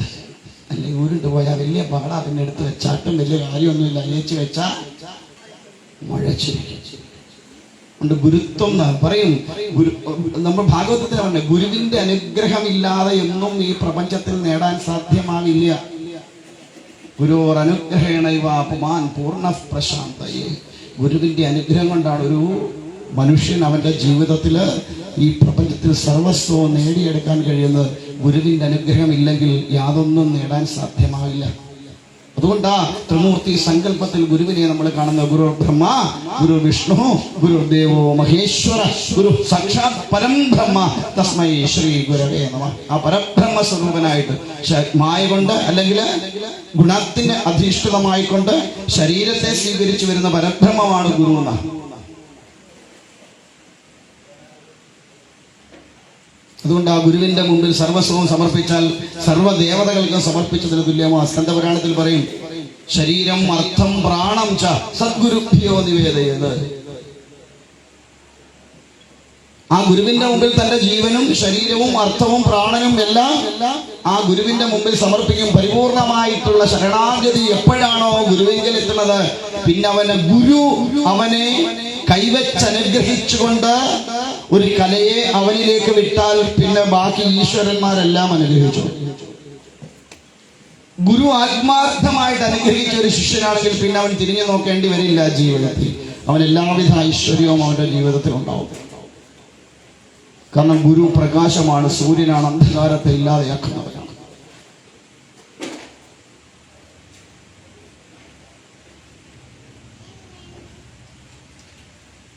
എന്തായാലും ഇവിടെ പരമഗുരുവായിരിക്കുന്ന ഭഗവാന് സുഖമല്ലേ എന്ന് ചോദിച്ചപ്പോ അവരുടെ കണ്ഠമിടറിയിട്ട് പറഞ്ഞു, യദുകുലമൊക്കെ തമ്മിൽ തല്ലി മരിച്ചുപോയി, ഭഗവാൻ സ്വധാമത്തിലേക്ക് പോയി, എനിക്ക് വേണ്ടതായിരിക്കുന്ന ജ്ഞാനത്തെ പ്രദാനം ചെയ്ത് കഴിഞ്ഞിരുന്നു എന്ന് പറഞ്ഞപ്പോ ഉത്തരമഹാശയന്റെ അഭ്യർത്ഥന പ്രകാരം പറഞ്ഞു, അങ്ങക്ക് ഇതിനെല്ലാം ഉപദേശിച്ചു തരാൻ മൈത്രേയ മഹർഷി ഏർപ്പാടാക്കിയിട്ടുണ്ട്. അതുകൊണ്ട് അദ്ദേഹവും അന്നേരം അവിടെ ഉണ്ടായിരുന്ന അദ്ദേഹത്തിന്റെ അരികിൽ ചെന്നാൽ അദ്ദേഹം വേണ്ടതായ ജ്ഞാനത്തെ പകർന്നു നൽകും എന്ന് പറഞ്ഞ് അങ്ങനെ മൈത്രേയ മഹർഷിയുടെ മുൻപിൽ ചെല്ലുമ്പോഴാണ് ഭാഗവതം തുടങ്ങുന്നത്. അങ്ങനെ മൈത്രേയ മഹർഷിയിൽ നിന്ന് വരുന്ന കഥാഭാഗമായിട്ടാണ് പിന്നെ ഭഗവാന്റെ വരാഹ അവതാരം എന്ന കഥാഗോളത്തെ ഇവിടെ കീർത്തിക്കുന്നത്. ഭൂമിയെ അധപ്പതിച്ചു പോയ ഹിരണ്യാക്ഷൻ, ദിതിയുടെയും കശ്യപന്റെയും പുത്രന്മാരിൽ ഒരുവനായിരിക്കുന്ന ഹിരണ്യാക്ഷൻ, ആ ഹിരണ്യാക്ഷൻ ഭൂമിയെ അധപ്പതിപ്പിച്ചപ്പോൾ എന്ത് ചെയ്തു? ഭൂമിയെ ഉയർത്തിയെടുക്കാനായിട്ട് ഭൂമിദേവിയുടെ ആഗ്രഹവും അല്ലെങ്കിൽ പ്രാർത്ഥനയും ദേവന്മാരുടെ പ്രാർത്ഥനയും കൊണ്ട് ഭഗവാൻ വരാഹരൂപിയായിട്ട് അവതരിച്ചു. അവരെ കൊല്ലാൻ, ഹിരണ്യാക്ഷനെ കൊല്ലാൻ. ആരാ ഹിരണ്യാക്ഷൻ? നമ്മളെ ഹിരണ്യാക്ഷന്മാരാ. നിങ്ങളൊക്കെ ഹിരണ്യാക്ഷികളും ഞങ്ങളൊക്കെ ഹിരണ്യാക്ഷന്മാരും. അർത്ഥത്തിനോട് സ്വർണത്തിനോടൊക്കെ താല്പര്യമുണ്ടോ? താല്പര്യമില്ലാത്തവരെന്ന് യോഗിക്കുക. സ്വർണത്തിനോട് താല്പര്യമില്ലാത്തവരെന്ന് യോഗിക്കുക. ഇപ്പൊ നമ്മളൊക്കെ ആരായി? ഹിരണ്യാക്ഷന്മാരായി. അർത്ഥത്തിനോട് മോഹം തോന്നുക, ആ അർത്ഥം എന്റേതാക്കണമെന്ന് തോന്നുക, എനിക്ക് കിട്ടണമെന്ന ചിന്തയോടുകൂടി അതിനു വേണ്ടിയിട്ട് പ്രവർത്തിക്കുക. ഇതൊക്കെ ഹിരണ്യാക്ഷന്റെ സ്വഭാവമാണ്. പിന്നെ മറ്റൊരു തരത്തിൽ പറഞ്ഞാൽ ഭൂമിയെ അധപ്പതിപ്പിച്ച, അതായത് ഭൂമിയെ വേണ്ടവണ്ണം ഉപയോഗിക്കാതെ തന്റെ സ്വാർത്ഥതയ്ക്ക് വേണ്ടി ഭൂമിയെ നശിപ്പിക്കാൻ തുടങ്ങിയാൽ അവന്റെ പേരും ഹിരണ്യാക്ഷൻ. സ്വർണ്ണ കണ്ണുള്ളവൻ അല്ലെ സ്വർണ്ണത്തിൽ കണ്ണുള്ളവൻ എന്നൊക്കെ വേണമെങ്കിൽ പറയാം. അപ്പൊ അങ്ങനെയുള്ള ഹിരണ്യാക്ഷൻ എന്ന് പറയുന്നത് നമ്മുടെ ഉള്ളിലുള്ള എൻ്റെ എന്ന ഭാവം. എന്തിനാ ഈ കഥ ആദ്യം പറഞ്ഞെന്ന് ചോദിച്ചാൽ, ഒരു ഈശ്വരാന്വേഷി, അതായത് സത്യത്തെ അറിയണമെന്ന് ആഗ്രഹിച്ച് പുറപ്പെടുന്ന ഒരുവന് ആദ്യം തന്റെ ഉള്ളിൽ നിന്നും നശിപ്പിച്ചു കളയേണ്ടത് എൻ്റെ എന്ന ഭാവം. ഈ എൻ്റെ എന്ന ഭാവം എത്ര കാലത്തോളം ഉണ്ടോ അത്രയും കാലത്തോളം യാത്ര ദുസ്സഹമായിട്ട് ഭവിക്കും. അതുകൊണ്ട് എൻ്റെ എന്ന ഭാവം ആദ്യം ത്യജിക്കണം. എന്റേതായിട്ട് ഈ പ്രപഞ്ചത്തിൽ ഒന്നും ഇല്ല എന്ന് ബോധിക്കണം. കാരണം ഞാൻ വന്നപ്പോ ഒന്നും കൊണ്ടുവന്നിട്ടില്ല, പോകുമ്പോഴും ഇവിടെ നിന്നൊന്നും കൊണ്ടുപോകുന്നില്ല എന്നും പറഞ്ഞ് നമ്മൾ വല്ലവരും കൊടുക്കുവോ? സ്വാമി, ഞാൻ എന്തായാലും വന്നപ്പോൾ ഇവിടുന്ന് ഒന്നും കൊണ്ടുവന്നില്ല, ഞാൻ പോകുമ്പോഴും ഒന്നും കൊണ്ടുവന്ന വേണ്ടവന് ആർക്കെങ്കിലും ഇച്ചിരി കൊടുക്കാം എന്ന് നമ്മൾ വിചാരിക്കുമോ?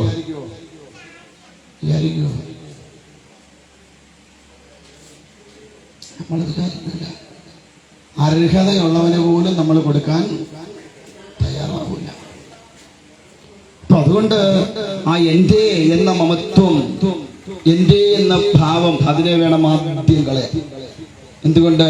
അതാണ് ഈശ്വരാന്വേഷിക്ക് ആദ്യം തടസ്സമുണ്ടാക്കുന്നത്. എത്ര കാലത്തോളം ഒന്നിനോട് എൻ്റെ എന്ന അവസ്ഥയുണ്ടോ അതൊക്കെ ദുഃഖത്തിന് കാരണമായി ഭവിക്കും. അതെല്ലാം ഇട്ടെറിഞ്ഞിട്ട് പോവാൻ പറ്റാതെ വരും. കൊണ്ട് എൻ്റെ എന്ന ഭാവത്തെ ഇല്ലാതാക്കണം. ഇപ്പൊ നമുക്ക് എല്ലാത്തിനോടും എൻ്റെ എന്ന ഭാവമുണ്ട്, ഇല്ലേ? എൻ്റെ മക്കള് ഉണ്ടോ? എൻ്റെ ഭർത്താവ് അതിച്ചിരി, എൻ്റെ ഭാര്യ അത് കാണാൻ സാധ്യത കുറവാണ്, എൻ്റെ സ്വത്ത്, എൻ്റെ വീട്, എൻ്റെ വാഹനം, ഇല്ലേ? ഉണ്ടോ ഇല്ലയോ? നമുക്കിപ്പോ ഒരു വാഹനം യാത്ര പോകുന്ന സമയത്ത് മറ്റൊരു വാഹനം വന്ന് നമ്മുടെ വാഹനത്തെ ഇടിച്ചാൽ നമുക്ക് ദേഷ്യം ഉണ്ടാവുമോ ഇല്ലയോ? ഉണ്ടാവില്ല. എന്തുകൊണ്ടാ? അതെ, ഞാൻ കാശ് കൊടുത്ത് എൻ്റെ വാഹനമായോണ്ടാ. വേറെ വല്ലല്ലേ വണ്ടി ഇടിച്ചാൽ നമുക്ക് വല്ല സങ്കടമുണ്ടോ? ഒരു സങ്കടമില്ല. കാരണം അതൊന്നും എൻ്റേത് അല്ല. അപ്പൊ എന്റേതെന്ന ഭാവം എവിടെയുണ്ടോ അവിടെ എന്തുണ്ട്? ദുഃഖമുണ്ടാവും എന്നർത്ഥം. അതുകൊണ്ട് ഒന്നിനോടും എന്റേത് എന്നൊരു ഭാവം വേണ്ട. എപ്പോഴും കഴിഞ്ഞ മുമ്പത്തെ വർഷം വന്നപ്പോൾ പറഞ്ഞോ ആവോ ഓർക്കണില്ല, ജീവിക്കുമ്പോ കൊട്ടത്തേങ്ങ പോലെ. അങ്ങനെയാണോ ഇപ്പൊ ജീവിക്കണേ? കൊട്ടത്തേങ്ങ പോലെ. എന്താ കൊട്ടത്തേങ്ങയുടെ പ്രത്യേകത? വെള്ളമില്ല എന്നുള്ളതല്ല, പിന്നെയോ ഉണങ്ങിയിരിക്കും. അതുമല്ല അതിന്റെ പ്രത്യേകത. അത് പച്ചത്തേങ്ങായി ഉരുളു. ഇതാണ് ചിരട്ടയിൽ നിന്നുള്ള ബന്ധം വേർപെട്ട് തനിയെ കിടക്കും. ചിരട്ട പൊട്ടിച്ചാലും അകത്തെ കാമ്പിന് എന്ത് കുഴപ്പം വരില്ല? ഒരു കുഴപ്പവും ഇല്ലാതെ പുറത്തേക്ക് പോരാൻ കഴിയും. ഇതുപോലെ ആയിരിക്കണം നമ്മൾ. ഇപ്പൊ നമ്മൾ ചക്കരക്കെ പറ്റി ഈച്ചയെ പോലെ. ചക്കരക്കെ ഈച്ച പറ്റി എന്ത് പറ്റും? പിന്നെ അവിടുന്ന് പോവോ? ഇല്ല. അതുപോലെയാ നമ്മളെല്ലാത്തിനോടും ഇങ്ങനെ ഫെവിക്കോളോ ഒക്കെ വെച്ച് ഒട്ടിച്ച് ബലം പിടിപ്പിച്ച് വെച്ചിരിക്കണ പോലെ നമ്മളൊക്കെ. ഈ കൊട്ടത്തേങ്ങയുടെ ഉദാഹരണം പറയാൻ കാരണം കൊട്ടത്തേങ്ങ രണ്ട് വിധത്തിൽ നമുക്ക് നോക്കാം. ഒന്ന്, നമ്മൾ ജീവിക്കുന്ന ഗൃഹത്തിൽ നിന്ന് നമുക്ക് പുറത്തു പോകേണ്ടി വന്നാൽ, ഇപ്പൊ അങ്ങനെയാണല്ലോ പലർക്കും വരുന്നത്, അല്ലേ? മക്കളൊക്കെ ഒരുമാതിരി ആയി കഴിയുമ്പോൾ നമ്മളെ എന്തോ ചെയ്യും? ടാറ്റ പറഞ്ഞ് എവിടെ കൊണ്ടാക്കും? വൃദ്ധസാധനത്തില്. ഇപ്പൊ അവിടെ പോകാൻ മടി. അതുകൊണ്ട് അച്ഛനും മമ്മിയും പപ്പായും ഒരു കാര്യം ചെയ്യും, വൃദ്ധസാധനത്തിൽ പോകണ്ട, ഓൾഡ് സ്റ്റോറേജ് ഹോമിൽ പോയാൽ മതി. അതാകുമ്പോ ഇച്ചിരി ഗമയുണ്ട് പറയാം, ഇല്ലേ? അങ്ങനെ ഉണ്ടൊരു സ്ഥലം. മലയാളം എന്താണ്? വൃദ്ധസദനം. അത് പറയുമ്പോൾ ഒരു മനക്കേടാ. അതുകൊണ്ട് എന്ത് പറയും? Old storage home. ഓൾഡ് സാധനത്തിനെയൊക്കെ സ്റ്റോർ ചെയ്ത് വെക്കാനുള്ള സ്ഥലമായത്, ഇല്ലേ? അവിടെ ആക്കുമ്പോൾ എന്തുണ്ടാവരുത്? ഒരു ദുഃഖവും ഉണ്ടാവാതെ ഇറങ്ങിപ്പോവാൻ പറ്റണം. ഞാൻ ഉണ്ടാക്കിയതായി, എന്റേതായിരുന്നു. ഞാൻ എന്തെങ്കിലൊന്നും തോന്നാൻ പാടില്ല. കാരണം ഇതെല്ലാം ഇന്നല്ലെങ്കിൽ നാളെ ഇതൊക്കെ നമ്മുടെ കൈവിട്ട് പോകുന്ന സാധനമാണെന്നുള്ള ഓർമ്മ വേണം. പിന്നെയോ വേറൊരു തരത്തിൽ പറഞ്ഞാൽ, ഈ ചിരട്ടയാകുന്ന ശരീരത്തിൽ നിന്ന് ജീവനാകുന്ന കാമ്പ് പുറത്തു പോകാൻ തുടങ്ങുമ്പോ ഒരൊട്ടലും ഇല്ലാതെ പോവാൻ പറ്റും. ഒന്നിനും സുഖമായിട്ട് ഇറങ്ങിപ്പോവാൻ കഴിയണം ജീവന്. എങ്ങോട്ട്? പുറത്ത്. എന്നും പറഞ്ഞ് ഇന്ന് വീട്ടിൽ ചെന്ന് പറയരുത്, ചേട്ടാ സ്വാമി പറഞ്ഞായിരുന്നു കൊട്ടത്തേങ്ങ പോലെ ജീവിക്കണമെന്ന്. അതുകൊണ്ട് ഒന്നിനോട് ഒട്ടലുണ്ടാവരുമെന്ന് പറഞ്ഞിട്ടുണ്ട്. അതുകൊണ്ട് ഇന്ന് മുതൽ ചേട്ടന്റെ വഴി, എനിക്ക് എൻ്റെ വഴി എന്ന് പറഞ്ഞ് പോകണം എന്ന് ഞാൻ പറഞ്ഞിട്ടില്ല. എന്ത് കർമ്മം തന്നിൽ നിക്ഷിപ്ത. പിന്നെ ഇന്നലെ ഒരാൾ എന്നോട് പറഞ്ഞു, സ്വാമി എനിക്ക് ചില ഡ്യൂട്ടി ഉണ്ട് വീട്ടിൽ, അത് തീർത്തിട്ടേ ഞാൻ വരും. ഞാൻ പറഞ്ഞു, എപ്പോഴും ആ ഡ്യൂട്ടി തീർത്തിട്ടേ വരാവൂ. എന്താണ്? തന്നിൽ നിക്ഷിപ്തമായിരിക്കുന്ന ധർമ്മത്തെയെ, കർമ്മത്തെ ത്യജിച്ചിട്ട് ഈശ്വരീയമായ കഥകളെ കേൾക്കാൻ വേണ്ടി പുറപ്പെടുന്നത് കൊണ്ട് യാതൊരുവിധ ഫലവുമില്ല. രോഗിയായിട്ടിരിക്കുന്ന ഭർത്താവ് വീട്ടിലുണ്ടെങ്കിൽ ഭർത്താവിന് വേണ്ടതായ എല്ലാ ശുശ്രൂഷകളും ചെയ്തു കൊടുത്തതിന് ശേഷം മാത്രമേ എന്ത് ചെയ്യാവൂ? വന്നാൽ മതി.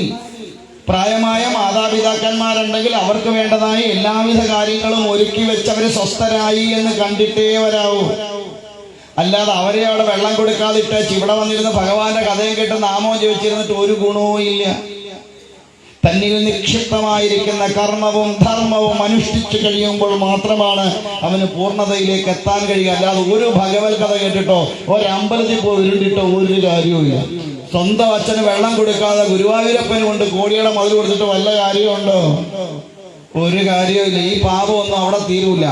ഇനി എന്നാ കൊണ്ട് കൊടുത്താലും സ്വന്തം മാതാപിതാക്കന്മാർക്ക് വെള്ളം കൊടുക്കാത്തവൻ എവിടെ കൊണ്ടെന്ന് നീ എവിടെല്ലാം കൊണ്ട് തലകുത്തി മറിച്ചാലും അവരൊരു ഗുണം ഉണ്ടാവാൻ പോണില്ല. അവന്റെ സന്തതികൾക്ക് ഗുണമുണ്ടാവാൻ പോണില്ല. അതുകൊണ്ട് ഞാൻ ഒരുത്തരോടും പറയാറില്ല നിങ്ങളെ വീട് വിട്ടച്ച് വെളുപ്പാങ്കാലത്ത് കഴിഞ്ഞപ്പോൾ ഇവിടെ വന്നിരുന്നോ എല്ലാം കിട്ടും, ഒരു കുന്തവും കിട്ടാൻ പോണില്ല അങ്ങനെ വന്നിരിക്കുന്നവർക്ക് ഞാൻ തുറന്നു പറയാറില്ല. ചിലരുണ്ട് ഭർത്താവിന് വെള്ളം കൊടുക്കുകയല്ല, ഇവിടെ വന്നിരുന്നിട്ട് പിന്നെ ഭഗവാന്റെ നാമം കേൾക്കുന്നുണ്ട്. എന്തൊരു കൊട്ട! ഒരു കൊട്ട് കൊണ്ട് ഒരു കാര്യമില്ല. കെട്ടിയവൻ അവിടെ വെള്ളം കുടിക്കാതിരിക്കുകയാണ് എന്നും പറഞ്ഞ് നാളെ കെട്ടിയാൻ വരണ്ട, അതുകൊണ്ട് വരത്തില്ലെന്ന് പറഞ്ഞ് വരാതിരിക്കരുത്. അത് വേറൊരു കാര്യം. ചെയ്യേണ്ടതായ കർമ്മങ്ങളൊക്കെ അനുഷ്ഠിക്കണം, അത് കൃത്യമായി ചെയ്യണം. ആ കർമ്മങ്ങളെ മുഴുവൻ അനുഷ്ഠിച്ചത് വളരെ വേഗം ചെയ്ത് തീർത്തിട്ട് തിരികെത്തണം. വീട്ടിൽ ജോലിയുണ്ടെന്ന് പറഞ്ഞാൽ അവിടെ കുത്തിയിരിക്കണം എന്നല്ല പറഞ്ഞത്. അവർക്ക് വേണ്ടതായ കാര്യങ്ങളെ ചെയ്തു കൊടുത്തിട്ട് എത്താവുന്നതിന്റെ മാക്സിമം നേരത്തെ ഇവിടെ എത്തിച്ചേരും. മനസ്സിലാവുന്നുണ്ടോ പറയണേ? പിടികിട്ടുന്നുണ്ടോ? അപ്പൊ അതുകൊണ്ട് എന്താ പറഞ്ഞോണ്ടേ? എന്തായിരുന്നു പറഞ്ഞു വന്നേ? മൈത്രേയ. അപ്പൊ മൈത്രേയന്റെ അടുത്ത് എന്നപ്പോ പറഞ്ഞു വരാഹാവതാരത്തെ കുറിച്ച് പറഞ്ഞപ്പോ അപ്പൊ എന്റെ എന്ന ഭാവം അതുള്ളിൽ നിന്ന് ത്യജിക്കണം എന്ന് നമ്മെ പഠിപ്പിക്കണം. ആ ത്യാഗം എന്റേത് ത്യജിച്ചാൽ മാത്രമേ മുന്നോട്ടുള്ള യാത്ര സുഗമമാവുകയുള്ളൂ എന്ന് നമ്മെ പഠിപ്പിക്കുകയാണ്. അതുകൊണ്ടാണ് സൃഷ്ടി എന്നത് സൃഷ്ടികർത്താവിനേക്കാൾ വളരെ വേഗമല്ലേ? അവതാര സമയത്തിന് മുമ്പ് നമ്മൾ അതിനെക്കുറിച്ച് സൂചിപ്പിച്ചു. ആദ്യം സൃഷ്ടി ചെറുതായിരിക്കും, ചില കഴിയുമ്പം സൃഷ്ടികർത്താവ് ചെറുതാവും. ഇങ്ങനെയാണ് എൻ്റെ എന്ന ഭാവം. ചെറിയ രീതിയിലാണ് തുടങ്ങുക, പക്ഷെ വളർന്ന് പന്തലിച്ചു കഴിയുമ്പോൾ എല്ലാം തൻ്റെ ഇതാക്കാനുള്ള മോഹം ഉണ്ടായി കഴിയുമ്പോൾ അതെന്താവും? ആസുരി ഭാവമായിട്ട് മാറും. ത്യാഗ മനോഭാവം ഉണ്ടാകുമ്പോൾ അത് ദേവഭാവമായിട്ട് മാറും.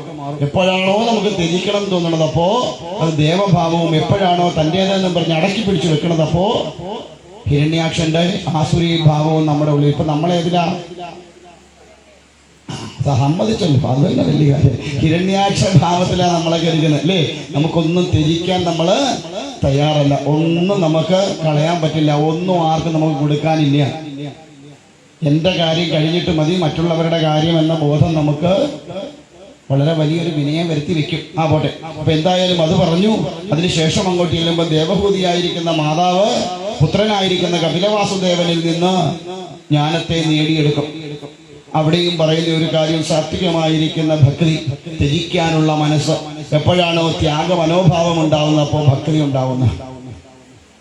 സംശുദ്ധമായിരിക്കുന്ന ഭക്തി, ആ ഭക്തിയാണ് മോക്ഷത്തിന് കാരണമായി ഭവിക്കുക. നമ്മൾ പറഞ്ഞു നമ്മുടെയൊക്കെ ഭക്തി കാമഭക്തിയാണ്. ഈശ്വരന്റെ മുമ്പിൽ നമ്മൾ വരുന്നതൊന്നും ഭഗവാനെ സുപരീക്ഷിക്കില്ല, നമ്മുടെ കാര്യങ്ങൾ പറയാനല്ലേ? നമ്മുടെ കാര്യം പറയാനല്ലാതെ ആരെങ്കിലും കൃഷ്ണന്റെ അടുത്ത് വരുന്നുണ്ടോ? ഉണ്ടോ?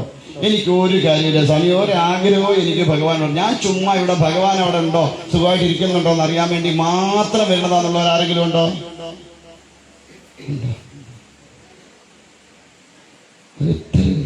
സ്വന്തം കാര്യം സാധിക്കാൻ വേണ്ടി ഭഗവാനെ സോപ്പിടാൻ വേണ്ടി വരുന്ന 5 ലക്ഷം രൂപയുടെ കാര്യം സാധിക്കാൻ 50 രൂപയുടെ പാൽപ്പായസം. 30 രൂപ കൂടി 80 രൂപയാ ഇപ്പം. പോട്ടെ, 80 രൂപ കൊടുത്തിട്ട് 8 ലക്ഷം രൂപയുടെ കാര്യം സാധിക്കും ഇല്ലേ? എന്നിട്ട് ഈ 80 രൂപയുടെ പാൽപ്പായസം നടത്തിയിട്ട് എത്ര ലിറ്ററിന്റെ മല്ലിത്തൂക്കമായിട്ടാണ് വരുന്നത്? 5 ലിറ്ററിന്റെ മല്ലിത്തൂക്കമായിട്ട്. 1/2 ലിറ്റർ പാൽപ്പായസം, 1 ലിറ്ററോ 1/2 ലിറ്റർ എത്ര? 80 രൂപ. 1/2 ലിറ്റർ പാൽപ്പായസം 80 രൂപ. എന്നിട്ട് വരുന്ന 5 ലിറ്ററിന്റെ മല്ലിത്തൂക്ക്. എന്നിട്ട് അതിനകത്ത് വറ്റിക്കിടക്കാൻ കാണും. അതിനകത്ത് ഇതെന്തോന്നാതിരുമേനി ഇപ്പൊ വന്നുവെന്നങ്ങ് പിശുക്കുവാന്നോ എന്നൊരു ചോദ്യം. ഞാൻ ചിലപ്പോ ആലോചിക്കുന്നത്, സപ്പോസ് തിരുമേനി പാൽപ്പായസമൊക്കെ കൊണ്ട് അകത്ത് വെച്ചിട്ട് നടയടച്ച് ഇറങ്ങുമല്ലോ ഇല്ലേ? ആ സമയത്ത് കാണും കിട്ടനകത്തിരുന്ന പാൽപ്പായസം കാണും കുടിച്ചു തീർത്ത തിരുമേനിയുടെ ഒരു അവസ്ഥ ഞാൻ ആലോചിക്കാം. അപ്പാടെ ഇച്ചിരി ഉള്ളു പാവം. അതിനെ പിന്നെ നിങ്ങൾ ഏതു പരുവാക്കും എന്ന് മാത്രമല്ല, അന്നോടുകൂടി കിട്ടണന്റെ പാൽപ്പായസം കൂടിയുടെ ആഗ്രഹവും. പിന്നെ ജീവിതത്തിൽ 80 രൂപ കൊടുത്ത് പാൽപ്പായസം വഴിപാട് നടത്തുവോ? ഇല്ല. ഇപ്പൊ നമ്മൾ നടത്തുന്നത് എന്തുകൊണ്ടാ? ഈ 80 കോടി രൂപ കൊടുത്താൽ 160 രൂപയുടെ സാധനം തിരിച്ചു കിട്ടുന്ന ഉറപ്പുള്ളതുകൊണ്ടാ. അല്ലേ? ചിന്തിച്ചു നോക്കൂ. നമുക്കൊരിക്കലും ഇത് തിരിച്ചു കിട്ടില്ല എന്ന് ബോധ്യം എന്ന് വരട്ടെ, നമ്മുടെ സർവ്വ പരിപാടി നിർത്തും. കിട്ടണൻ അങ്ങനെ ശ്രമിക്കണ്ട. എന്റെ പാൽപ്പായസം കുടിച്ചിട്ടൊന്നും കിട്ടണൻ അങ്ങനെ വയറ് നിറയ്ക്കണ്ടെന്ന് നമ്മൾ പറയും. ഒരാൾക്ക് 10 രൂപ നമ്മൾ കൊടുത്താൽ അത് തിരിച്ചു കിട്ടുന്ന ഉറപ്പുള്ളതുകൊണ്ടല്ലേ നമ്മൾ കൊടുക്കണേ? ആണോ അല്ലേ? 3 പ്രാവശ്യം 100 രൂപ വീതം കടം മേടിച്ച് 4ാമത് ചോദിക്കാൻ വരുമ്പോ ഈ 3 പ്രാവശ്യം തിരിച്ചു 4ാമത് ചോദിക്കാൻ വരുമ്പോ എന്തോ പറയും? ഷോടാ, എന്റെ കയ്യിൽ രാവിലെ 9:30 മണിയായപ്പോഴാണ് ഏറ്റവും വന്ന് മേടിച്ചോണ്ട് പോയത്. ഇത്ര നേരം ഒരു 1/2 മണിക്കൂർ മുമ്പ് വന്നായിരുന്നെങ്കിൽ ഞാൻ തന്നായിരുന്നു. എന്നിട്ട് ഒരു ഡയലോഗ് നോക്കട്ടെ, ഒരു 10-12 മണി ആകുമ്പോഴത്തേക്ക് ഒന്ന് അഡ്ജസ്റ്റ് ചെയ്ത് തരാൻ പറ്റുമെന്ന്. എവിടാ ആ നോക്ക 8 ഉള്ളൂ. അത് അവൻ 8ന്റെ പണിയാ. ഈ നോക്കട്ടെ ജീവിതകാലത്ത് കൊടുക്കൂല. ഇതൊക്കെ നമുക്ക് ഭഗവാനോടുള്ള പ്രീതിയൊന്നും അല്ല, ഭഗവാനുള്ള പ്രേമമൊന്നുമല്ല, നമുക്ക് തിരിച്ചു കിട്ടുന്നത് കൊണ്ട്. ഇനി വേണ്ട, നമ്മൾ സങ്കല്പിക്കാറില്ലേ, എനിക്ക് ഇന്നത് സാധിച്ചാൽ ഞാൻ ഇന്നത് തന്നേക്കാന്ന് പറയാറില്ലേ? ഉണ്ട്. ഇന്ന് വരെ ആരെങ്കിലും ഭഗവാൻ അത് കൊടുത്തിട്ട് പറഞ്ഞിട്ടുണ്ടോ? ഭഗവാൻ ഏതാണ്ട് ഇത് ഞാൻ നിനക്ക് സമർപ്പിക്കണോ, എനിക്ക് ആ കാര്യം സാധിച്ചു തരണമെന്ന് പറഞ്ഞിട്ടുണ്ടോ? ഉണ്ടോ? കൊടുത്തേച്ച് പറഞ്ഞിട്ടുണ്ടോ? ഭഗവാൻ ഏതാണ്ട് ഇത് നിന്റെ മുമ്പിലോട്ട്, എനിക്ക് ഇത്രയേ ഉള്ളൂ, ഞാൻ ഇത് നിന്റെ മുമ്പിലോട്ട് സമർപ്പിക്കാം, എനിക്ക് ഇങ്ങനെ ഒരു ആഗ്രഹം എൻ്റെ മനസ്സിലുണ്ട്, നീ അതൊന്ന് സാധിച്ചു തരണേ ഭഗവാനെ എന്ന് പറയുമോ? നമ്മള് പറയില്ല. എന്താ കാരണം? നമുക്ക് നമ്മളെ വിശ്വാസമില്ല, ഭഗവാനെ വിശ്വാസമില്ല. കൊടുത്തിട്ട് നടത്തി തന്നില്ല, നഷ്ടമല്ലേ? അത് പോയില്ല. എത്രയും ആണോ അല്ലേ? ചിന്തിച്ചു നോക്കൂ. അപ്പൊ നമ്മൾ എത്ര സ്വാർത്ഥരാണെന്ന് നോക്കൂ. ഭഗവാന്റെ മുൻപിൽ പോലും ഈ സ്വാർത്ഥ മനോഭാവമാണ് നമ്മളെ നശിപ്പിക്കുന്നത്. മനുഷ്യന്റെ ശരീരം വലുതായി വരുന്തോറും മനസ്സ് ഇടുങ്ങി ഇടുങ്ങി ഇടുങ്ങി വരിക. അതുകൊണ്ട് പറഞ്ഞ് സാത്വികമായിരിക്കുന്ന ഭക്തി, ഭഗവാനോടുള്ള അകൈതവമായിരിക്കുന്ന പ്രേമം, സ്നേഹമല്ല പ്രേമം. ആ പ്രേമം ഉണ്ടാവണം ഭഗവാനോട്. പ്രേമം എന്ന് നമ്മൾ മധ്യാഹ്നം പറഞ്ഞു, അപാരമായിരിക്കുന്ന ഒരു ആനന്ദ അനുഭൂതിയാണ് പ്രേമം. ഭാര്യ ഭർത്താവിനെ സ്നേഹിക്കരുത്, നല്ല ഉപദേശമല്ലേ? ഭാര്യ ഭർത്താവിനെ സ്നേഹിക്കരുത്. പിന്നെന്തോ ചെയ്യണം? പ്രേമിക്കണം, ഒരിക്കലും സ്നേഹിക്കരുത്. മക്കളെ അമ്മ എന്ത് ചെയ്യരുത്? സ്നേഹിക്കരുത്, പ്രേമിക്കണം. മക്കളും അതുപോലെ തന്നെ മാതാപിതാക്കന്മാരെ പ്രേമിക്കണം, ഒരിക്കലും സ്നേഹിക്കരുത്. കാരണം രണ്ടും തമ്മിൽ വലിയ വ്യത്യാസമുണ്ട്. സ്നേഹത്തിന് എന്താ കുഴപ്പം? എഗ്രിമെന്റ്സ് ഉണ്ട്, ഡിമാൻഡ്സ് ഉണ്ട്. ഉണ്ടായില്ല? ഒരു പെൺകുട്ടിയെ ഇപ്പോഴത്തെ ആമ്പിളാർ കണ്ടാൽ എന്താ പറയും? ഐ ലവ് യു ഡാ എന്ന് പറയും, ഇല്ലേ? എന്താ അതിനർത്ഥം? ഞാൻ നിന്നെ പ്രേമിക്കുന്നു എന്നാണോ? ലവ് എന്ന് പറഞ്ഞാൽ സ്നേഹം എന്നല്ലേ അർത്ഥം, അല്ലേ? ഞാൻ നിന്നെ സ്നേഹിക്കുന്നു. എപ്പോ വരെ? നീ എന്നെ സ്നേഹിക്കുന്നത് വരെ എന്നൊരു ഇതുകൊണ്ട്. നീ എന്നെ സ്നേഹിച്ചാലേ ഞാൻ നിന്നെ സ്നേഹിക്കൂ. നീ എനിക്ക് തന്നാലേ ഞാൻ നിനക്ക് തരൂ, ഇല്ലേ? ഇപ്പൊ ഇനിയും വേണ്ട. നമ്മൾ നോക്കൂ, നമ്മൾ ഈ മൊബൈലില് ഗുഡ് മോർണിംഗ് ഗുഡ് നൈറ്റ് വരാറുണ്ട്, ഇല്ലേ? നമ്മൾ സ്ഥിരമായിട്ട് ഒരാൾക്ക് ഒരു 3 ദിവസം അയച്ചിട്ടോ നമുക്ക് തിരിച്ച് റിപ്ലൈ ഒന്നും അതിൽ നമ്മൾ എന്തോ ചെയ്യും? വേറെ പണി എടുക്കാം. ഞാൻ ദിവസം അങ്ങോട്ട് അയച്ചോട്ട് അയച്ചാൽ എന്താ? അപ്പൊ എന്ത് പറ്റി? ആ ബന്ധത്തിൽ എന്ത് പറ്റി? അവിടെ സ്നേഹമായിരുന്നു, തിരിച്ചിങ്ങോട്ട് കിട്ടാതായപ്പോ പതുക്കെ നമ്മൾ സ്റ്റോപ്പ് ചെയ്തു. പക്ഷെ പ്രേമത്തിന് അങ്ങനെ ഒരു പ്രശ്നമുണ്ടോ? ഇല്ല. ഇങ്ങോട്ട് കിട്ടിയാലും കിട്ടിയില്ലെങ്കിലും അത് അങ്ങോട്ട് ഒഴുകിക്കൊണ്ടേയിരിക്കും. അതുകൊണ്ടാണ് പ്രേമത്തിന് മക്കളുടെ ഉദാഹരണമായിട്ട് ആരെ പറയണത്? രാധാകൃഷ്ണന്മാരെ പറയുന്നതിനെ കാണുന്നത് രാധയാണ് അവിടെ പ്രധാനി. രാധാറാണി എന്ന് അങ്ങോട്ട് വടക്കോട്ട് പോയാൽ വിളിക്കുക അല്ലേ? ഇതിന്റെ റാണിയാ, പ്രേമത്തിന്റെ റാണിയാണ്. ആ രാധയൊന്ന് തിരിച്ചിട്ട് ധാര, എന്തിന്റെ ധാര? പരമ പ്രേമത്തിന്റെ ധാര, ഭക്തിയുടെ ധാര. ആ ധാര അനർഗളം അങ്ങനെ ഒഴുകിക്കൊണ്ടിരിക്കും. അവിടെ ഒരിക്കലും തടസ്സമില്ല. നീ എന്തെങ്കിലും തടസ്സമുണ്ടായാലും ആ തടസ്സത്തെ വെട്ടിമാറ്റിക്കൊണ്ട് എന്ത് ചെയ്യും? അത് ആ പ്രേമത്തിൻ്റെതായ ധാര, ഭക്തിയുടേതായ ധാര, അതങ്ങനെ അനർഗളം ഭഗവാനിലേക്ക് കൊണ്ട് ഒഴുകിക്കൊണ്ടിരിക്കും. യാതൊരു തടസ്സവുമില്ല. ആ ധാരയാണ് പ്രേമം. അതുകൊണ്ട് ആ രാധയെ വിവാഹം കഴിച്ചിട്ടില്ല ഭഗവാൻ. ഉണ്ടോ? നമ്മൾ വിരഹിണി രാധേ എന്നൊക്കെ അറിയില്ല. രാധയൊന്നും വിരഹിണിയല്ല. രാധ വിരഹിണിയല്ല. രാധ സന്തോഷവതിയാണ്. രാധാദേവി ഗർഗഭാഗവതി രാധാദേവി ചോദിക്കുന്നുണ്ട്, ഹേ കണ്ണ, നീ എത്രയോ സ്ത്രീകളെ കല്യാണം കഴിച്ചു, എന്നെ മാത്രം എന്താ നീ കെട്ടാഞ്ഞേ? എത്ര കാലം കൊണ്ട് നിന്റെ പുറകിൽ ഞാൻ നടക്കുക നീന്നും പറഞ്ഞിട്ട്. ഇല്ലേ? രാധാറാണിക്ക് ആ ഒറ്റ ചിന്ത മാത്രമേ ഉണ്ടായിരുന്നുള്ളൂ. ഏത്? കൃഷ്ണൻ എന്നൊരു ചിന്തയല്ലാതെ മറ്റൊന്നും ഉണ്ടായിരുന്നില്ല. ആ രാധാറാണിയോട് പറയുന്നുണ്ട്, ഹേ രാധേ, ഞാൻ എന്തിനാ നിന്നെ കല്യാണം കഴിക്കുന്നത്? എന്നിൽ തന്നെ ലയിച്ചു ചേർന്നിരിക്കുന്ന നിന്നെ ഞാൻ എങ്ങനെയാ കല്യാണം കഴിക്കുക? എന്നിൽ നിന്ന് ദൂരെ നിൽക്കുന്ന ഒന്നിനെ എന്നോട് ചേർത്താ പോരെ? ആണല്ലോ. കയ്യെ കിടക്കുന്ന വള പിന്നെ കയ്യെ ഇടേണ്ട കാര്യം, കയറ്റിയിടേണ്ട കാര്യമുണ്ടോ? മനസ്സിലായില്ലേ? കയ്യെ കിടക്കണ വള പിന്നെയും കയ്യെ കയറ്റിയിടണോ? വേണ്ട, ഊരി വെച്ച വള എടുത്തിട്ടാ പോരെ? അപ്പൊ ഈ ചേർന്ന് നിൽക്കുന്ന ഒന്ന് പിന്നെയും ചേർക്കേണ്ട കാര്യമുണ്ടോ? ഇല്ല.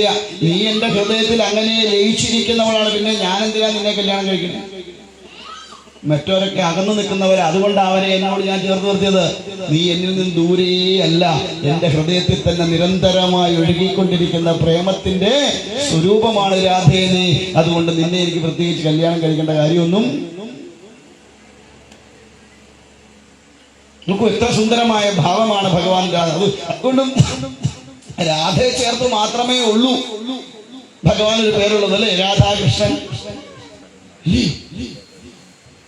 അല്ല, ആരെങ്കിലും ചേർത്ത് കിട്ടുന്ന പേരുണ്ടോ? ഇല്ല. ആ രാധാറാണി. അതുകൊണ്ടാണ് വടക്കഞ്ചോട്ട് പേര് രാധാറാണിക്ക് എത്രമാത്രം പ്രാധാന്യം. രാധേ രാധേ രാധേ രാധേ എന്നുള്ള മുഴക്കം മാത്രമേ ഉള്ളൂ. ദ്വാരകയിലോട്ടൊക്കെ ചെന്നു കഴിഞ്ഞാൽ, മധുരയിലേക്കോട്ടൊക്കെ ചെന്നു കഴിഞ്ഞാൽ ഒരു വിളി മാത്രം. കൃഷ്ണനെ പോലും അവിടെ വിളിക്കത്തില്ല, രാധേ എന്നുള്ള വിളിയേ ഉള്ളൂ. വണ്ടി പോയാലും വഴി വേണമെങ്കിലും വിളിക്കണത് രാധേ രാധേ രാധേ എന്നാണ്. ഒരു ഹോണടി പോലും ഇല്ല അവിടെ. രാധ കഴിഞ്ഞിട്ടേ ഉള്ളൂ അവിടെ കൃഷ്ണന്റെ പ്രാധാന്യം. ഇപ്പൊ അത്ര സുന്ദരമായ പ്രേമമാണ്, നോക്കൂ അത്. അതുപോലെ നമുക്ക് ഭഗവാനിലേക്ക് ഭഗവാനെ ഹൃദയത്തിലേക്ക് ചേർത്ത് നിർത്തിക്കൊണ്ട് കിട്ടിയാലും ഇല്ലെങ്കിലും തന്നാലും തന്നില്ലെങ്കിലും ഒന്നും ഇല്ലെങ്കിൽ പോലും ഭഗവാനോടുള്ള അഹൈതവമായിരിക്കുന്ന പ്രേമത്തിനൊരു തടസ്സം ഉണ്ടാവാൻ പാടില്ല. ഭർത്താവിനെ ആരായിട്ട് കാണുക?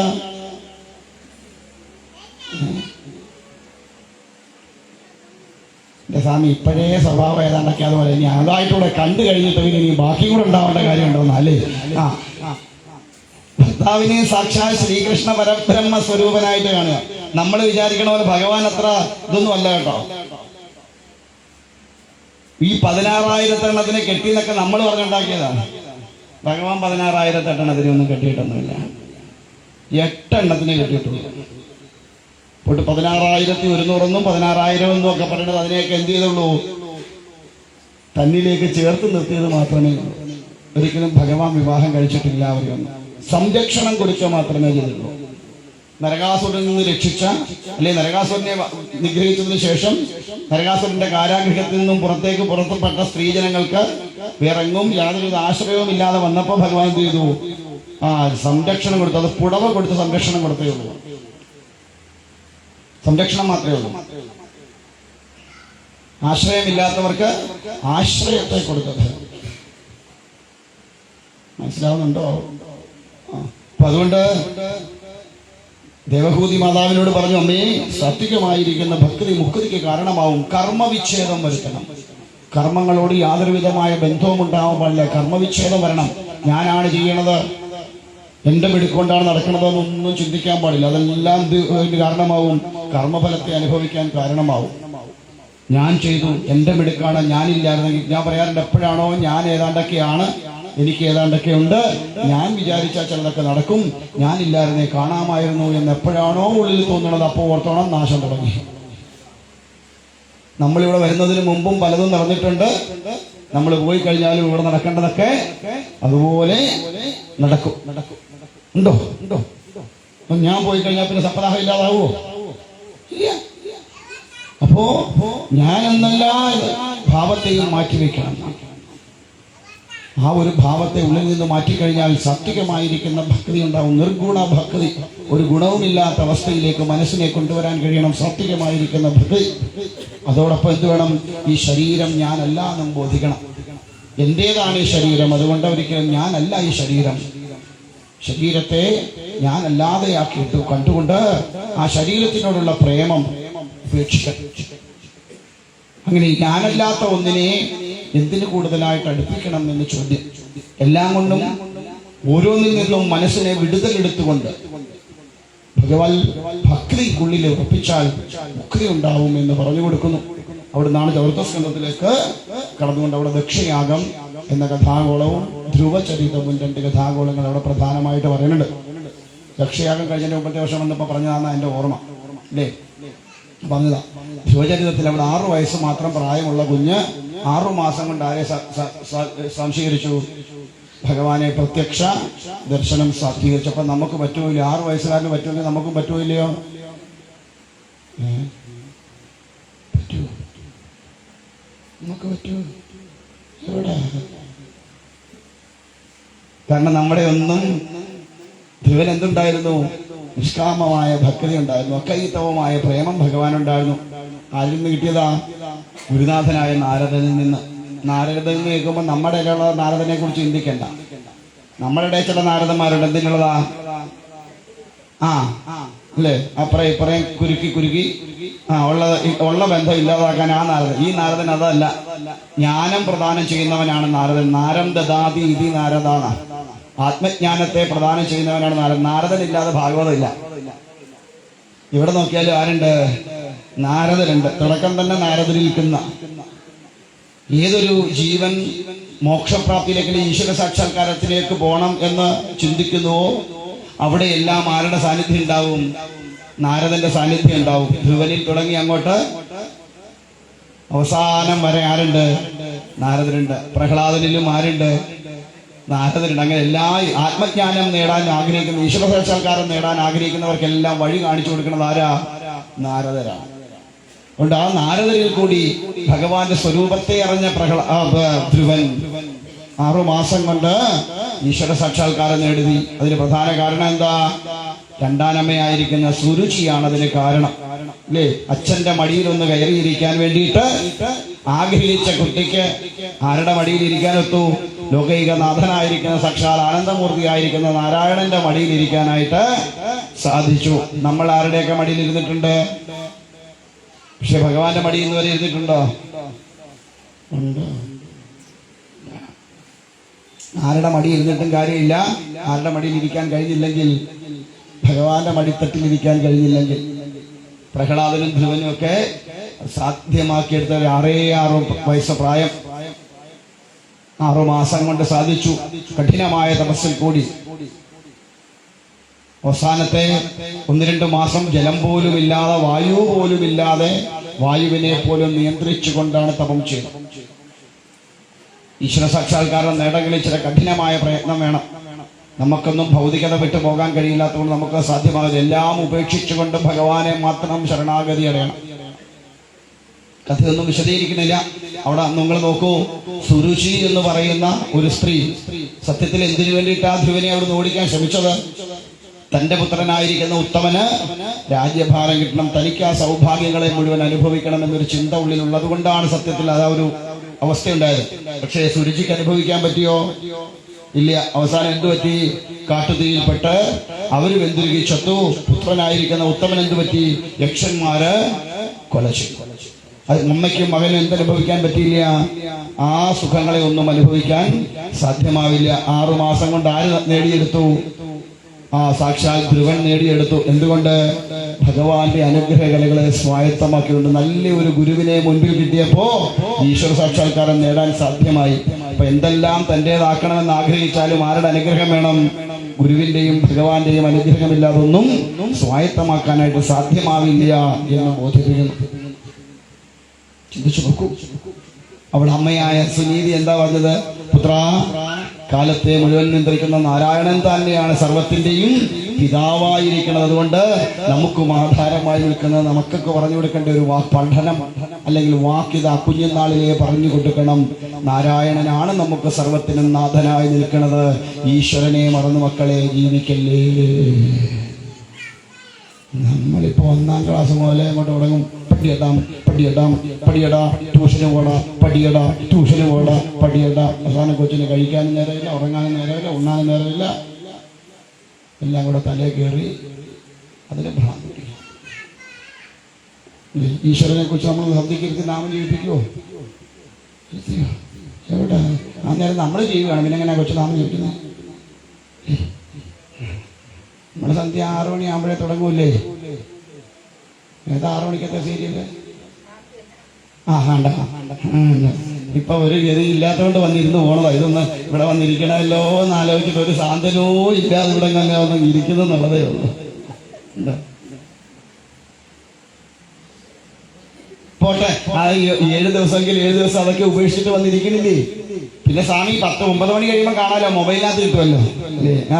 അതുകൊണ്ട് സമ്മാനത്തെ വന്നിരിക്കണത്. ഇച്ചിരി കഴിഞ്ഞ ആണെങ്കിലും എപ്പിഡോസ് കാണാം അല്ലേ? സന്ധ്യക്കത്തെ എപ്പിഡോസ് അപ്പം കാണാം, 9 മണി ആണെങ്കിലും എപ്പിഡോസ് കാണാവുന്നതുകൊണ്ട് നമ്മൾ വന്നിരിക്കുന്നു പോണതാണ്. പോട്ടെ, അങ്ങനെങ്കിലും വന്നിരിക്കണ്ടല്ലോ. അങ്ങനെ തുടങ്ങി എത്ര മണി വരെ ഉണ്ട്? 10:30 വരെ ഒരു ചാനലില് അല്ലേ? അവിടെ ഇവിടെയൊക്കെ മാറി പിടിക്കും. എല്ലാത്തിനകത്തും ഉണ്ട് നമ്മൾ. അപ്പൊ അതുകൊണ്ട് അങ്ങനെ പോട്ടെ. അല്ല, ഞാൻ ചിന്തിക്കണതല്ല, അതൊക്കെ ഈ ദിവസത്തേക്ക് ഇപ്പോഴെങ്കിലും അതൊന്ന് ഉപേക്ഷിക്കണം. ഇത് കേൾക്കണമെന്നുള്ളിൽ ഒരു തോന്നലുണ്ടാകുന്നുണ്ടല്ലോ, അത് തന്നെ വലിയൊരു ഭാഗ്യം. പിന്നെ കണ്ടോളാം ഞാൻ, ഇതാ പ്രാമുഖ്യം എന്ന ചിന്ത ഉള്ളിൽ ഉണ്ടാവുന്നുണ്ടല്ലോ, അത് തന്നെ ഭഗവാന്റെ വലിയൊരു അനുഗ്രഹമാണ്. അങ്ങനെ സാധാരണ നമുക്ക് മൊബൈലിൽ കണ്ടാലും ഇതൊന്നും തൃപ്തി വരത്തില്ല അല്ലേ? ഹോം തിയേറ്ററിലൊക്കെ കണക്ട് ചെയ്ത് അങ്ങോട്ട് ഇതിനകത്ത് കണ്ടാലും കേട്ടാലും ഒക്കെ നമുക്കൊരു തൃപ്തി വരും. അതൊന്നും ഇല്ലാതെ നമ്മൾ മാറി നിൽക്കണില്ലേ? അതൊരു വലിയൊരു. ഞാൻ പറഞ്ഞിട്ട് ഈ 7 ദിവസം ഈ സീരിയലേ കാണണ്ടാണെന്ന് നോക്കുക. എന്റെ സ്വാമി, പ്രഷറിന്റെ ഗുളി കഴിച്ചില്ലേലും കുഴപ്പമില്ല, അത്താഴം ഉണ്ടില്ലേലും കുഴപ്പമില്ല, സീരിയൽ ഉപേക്ഷിച്ചിട്ട് ഒരു കളി.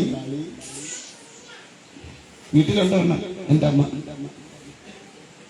ഇടയ്ക്ക് പല്ലൊക്കെ ഞെരിച്ചൊട്ടിക്കുന്ന കാണാം. ഞാൻ പറയും, അമ്മേ പല്ല് പൊട്ടിക്കാതെ, അമ്മേ പല്ല് പോയാൽ കാശ് നമ്മക്കാ പോണേ. അവർ കാശ് മേടിച്ചോണ്ട് പോകും. പ്രഷർ കൂടിയ 2 ഗുളിക അമ്മ കൂടുതൽ കഴിക്കണം. അമ്മ അതൊന്നും പ്രശ്നമാക്കണ്ട.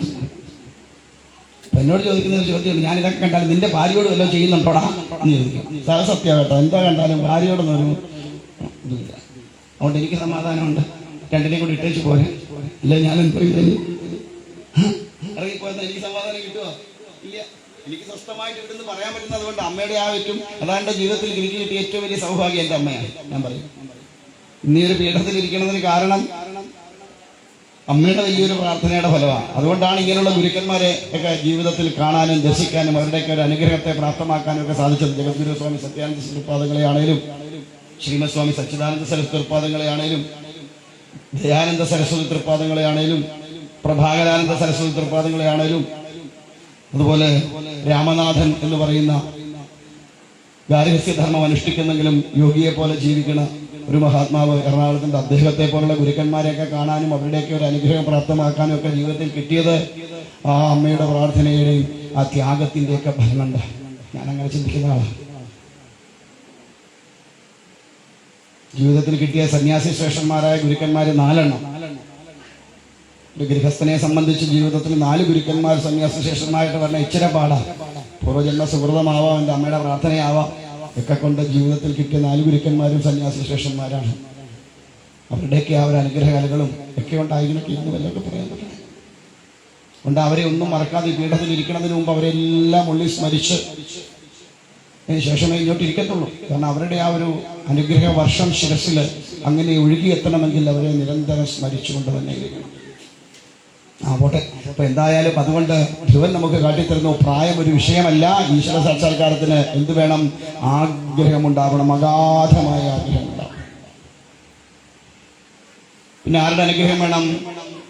അമ്മയുടെയും ഗുരുവിൻ്റെയും അനുഗ്രഹമാണ്. നമുക്കത് രണ്ടും കിട്ടാൻ വലിയ പാടാണ്. എന്താ കാരണം? അമ്മയ്ക്ക് വെള്ളം കൊടുക്കൂല, ഗുരുവിനെ കാലുമുടക്കി അടിക്കുകയും ചെയ്യും, അങ്ങോട്ട് മാറിയുന്ന ഗുരുവിനെ ചീത്ത വിളിക്കുകയും ചെയ്യും. അതുകൊണ്ട് ഇത് രണ്ടും കിട്ടാൻ നമുക്ക് വലിയ ബുദ്ധിമുട്ടാണ്. മാതാപിതാക്കന്മാരുടെ അനുഗ്രഹമുണ്ടെങ്കിൽ ഈ പ്രപഞ്ചത്തിൽ ഒരു ഗുരുവും ദൈവവും അനുഗ്രഹിച്ചില്ലെങ്കിലും അവൻ പ്രപഞ്ചം മുഴുവൻ കീഴടക്കും. ഏത് ദൈവവും ഏത് ഗുരുവും അനുഗ്രഹിച്ചാലും മാതാപിതാക്കന്മാരുടെ അനുഗ്രഹം ഇല്ലാത്തവൻ ഈ പ്രപഞ്ചത്തിൽ ഒന്നും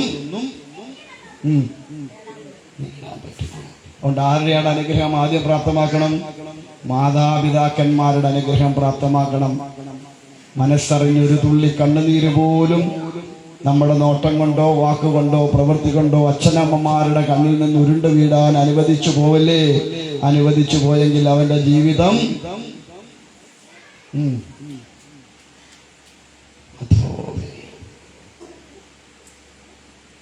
അച്ഛനെയും അമ്മയും വൃദ്ധസ്ഥാനത്ത് കൊണ്ടിട്ട് എനിക്ക് എന്റെ കെട്ടിയൊക്കും പിള്ളേർക്കൂടെ സുഖിക്കാമെന്ന് വിചാരിച്ചാൽ ലോകത്തിലെ ഏറ്റവും വലിയ വിഡ്ഢി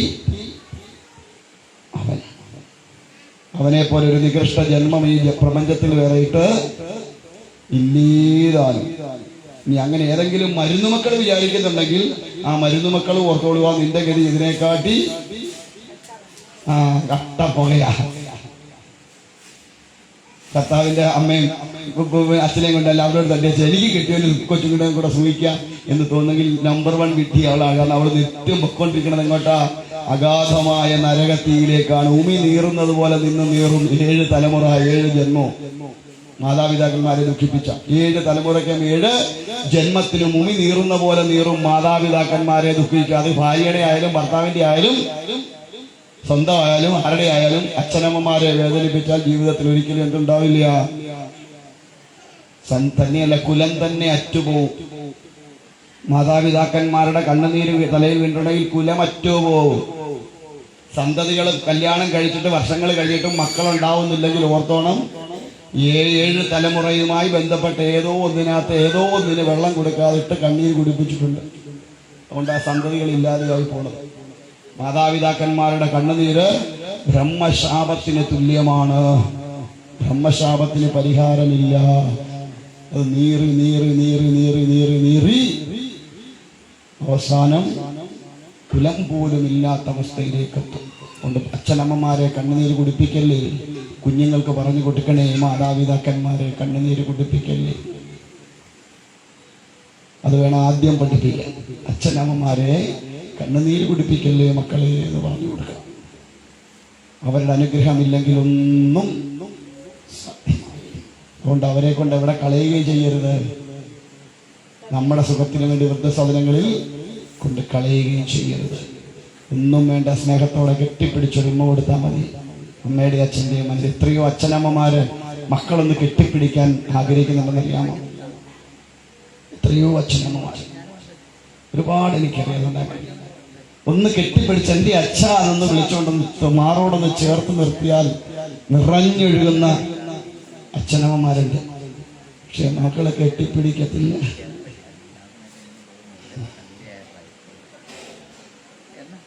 അതുകൊണ്ട് എപ്പോഴും ഞാൻ പറഞ്ഞു കൊടുക്കുന്ന മാതാപിതാക്കന്മാര് ഒന്നും വേണ്ട, നിങ്ങളെ വലിയ കുഴിമാന്തി ഒന്നും മേടിച്ചോണ്ട് കൊടുക്കണ്ടെന്നേ. അപ്പൊ അങ്ങനെ ഉണ്ടല്ലോ ഒരു സാധനം, കുഴിമാന്തി. 4 ദിവസം അടുപ്പിച്ച് എന്നാൽ നാളെ നമ്മളെ എന്താ മാന്താ? എന്റെ പേര് കുഴി മന്തി എന്നാണ്. സ്ഥിരമായിട്ട് തിന്നാ പിന്നെ നമുക്ക് എന്തോ മാന്താ? കുഴി മാന്താ. അതുകൊണ്ട് ഇപ്പൊ അതൊക്കെയാണ്, അതൊന്നും മേടിച്ചോണ്ട് കൊടുക്കണ്ടെന്ന്. അടുത്തിരുത്തിക്കൊണ്ട് വേണ്ട, ഒന്നും കഴിക്കാൻ തുടങ്ങണം. അമ്മ കഴിക്കണില്ലേ, അച്ഛൻ കഴിക്കണില്ലേ എന്നെങ്കിലും ഒന്ന് ചോദിച്ചാൽ മതി. അവരുടെ എല്ലാ പ്രശ്നവും അവിടെ തീരും. എന്റെ അമ്മ അത്രയെങ്കിലും ചോദിച്ചല്ലോ എന്ന് വിചാരിക്കും. അവിടെ ഇരിക്കുമ്പോ അടുത്തൊന്ന് ചെന്നിരിക്കുക, ഒന്ന് അടുത്തിരുന്ന് വന്ന് തോളത്ത് കൈയിട്ട് അമ്മയുടെ ഇത്രയും മൂട്ടനായി ഞാനെങ്ങനെ അമ്മയുടെ തോളത്ത് ഇടും? ഒരു വിഷമോ വിചാരിക്കണ്ട. എങ്ങനെയാണോ വണ്ട് പൂവിലേക്ക് വന്ന് തേൻ നുകരുന്നത് അതുപോലെ അമ്മയിലേക്ക് മക്കൾ ചേർന്ന് നിൽക്കണം. വണ്ട് പൂവിലേക്ക് പോണതുപോലെ മക്കൾ അമ്മയിലേക്ക് അച്ഛനിലേക്ക് ചെല്ലണം. എന്നിട്ട് ആ പൂവിൽ എങ്ങനെയാണോ വണ്ടി വെക്കുന്നത് അതേപോലെ അമ്മയുടെ അച്ഛൻ്റെ അരികിലൊന്നിരിക്കുക. അവരുടെ മനസ്സത്ര സന്തോഷിക്കുന്നവരെ ഇരിക്കാറുണ്ടോ? അങ്ങനെ വല്ലോ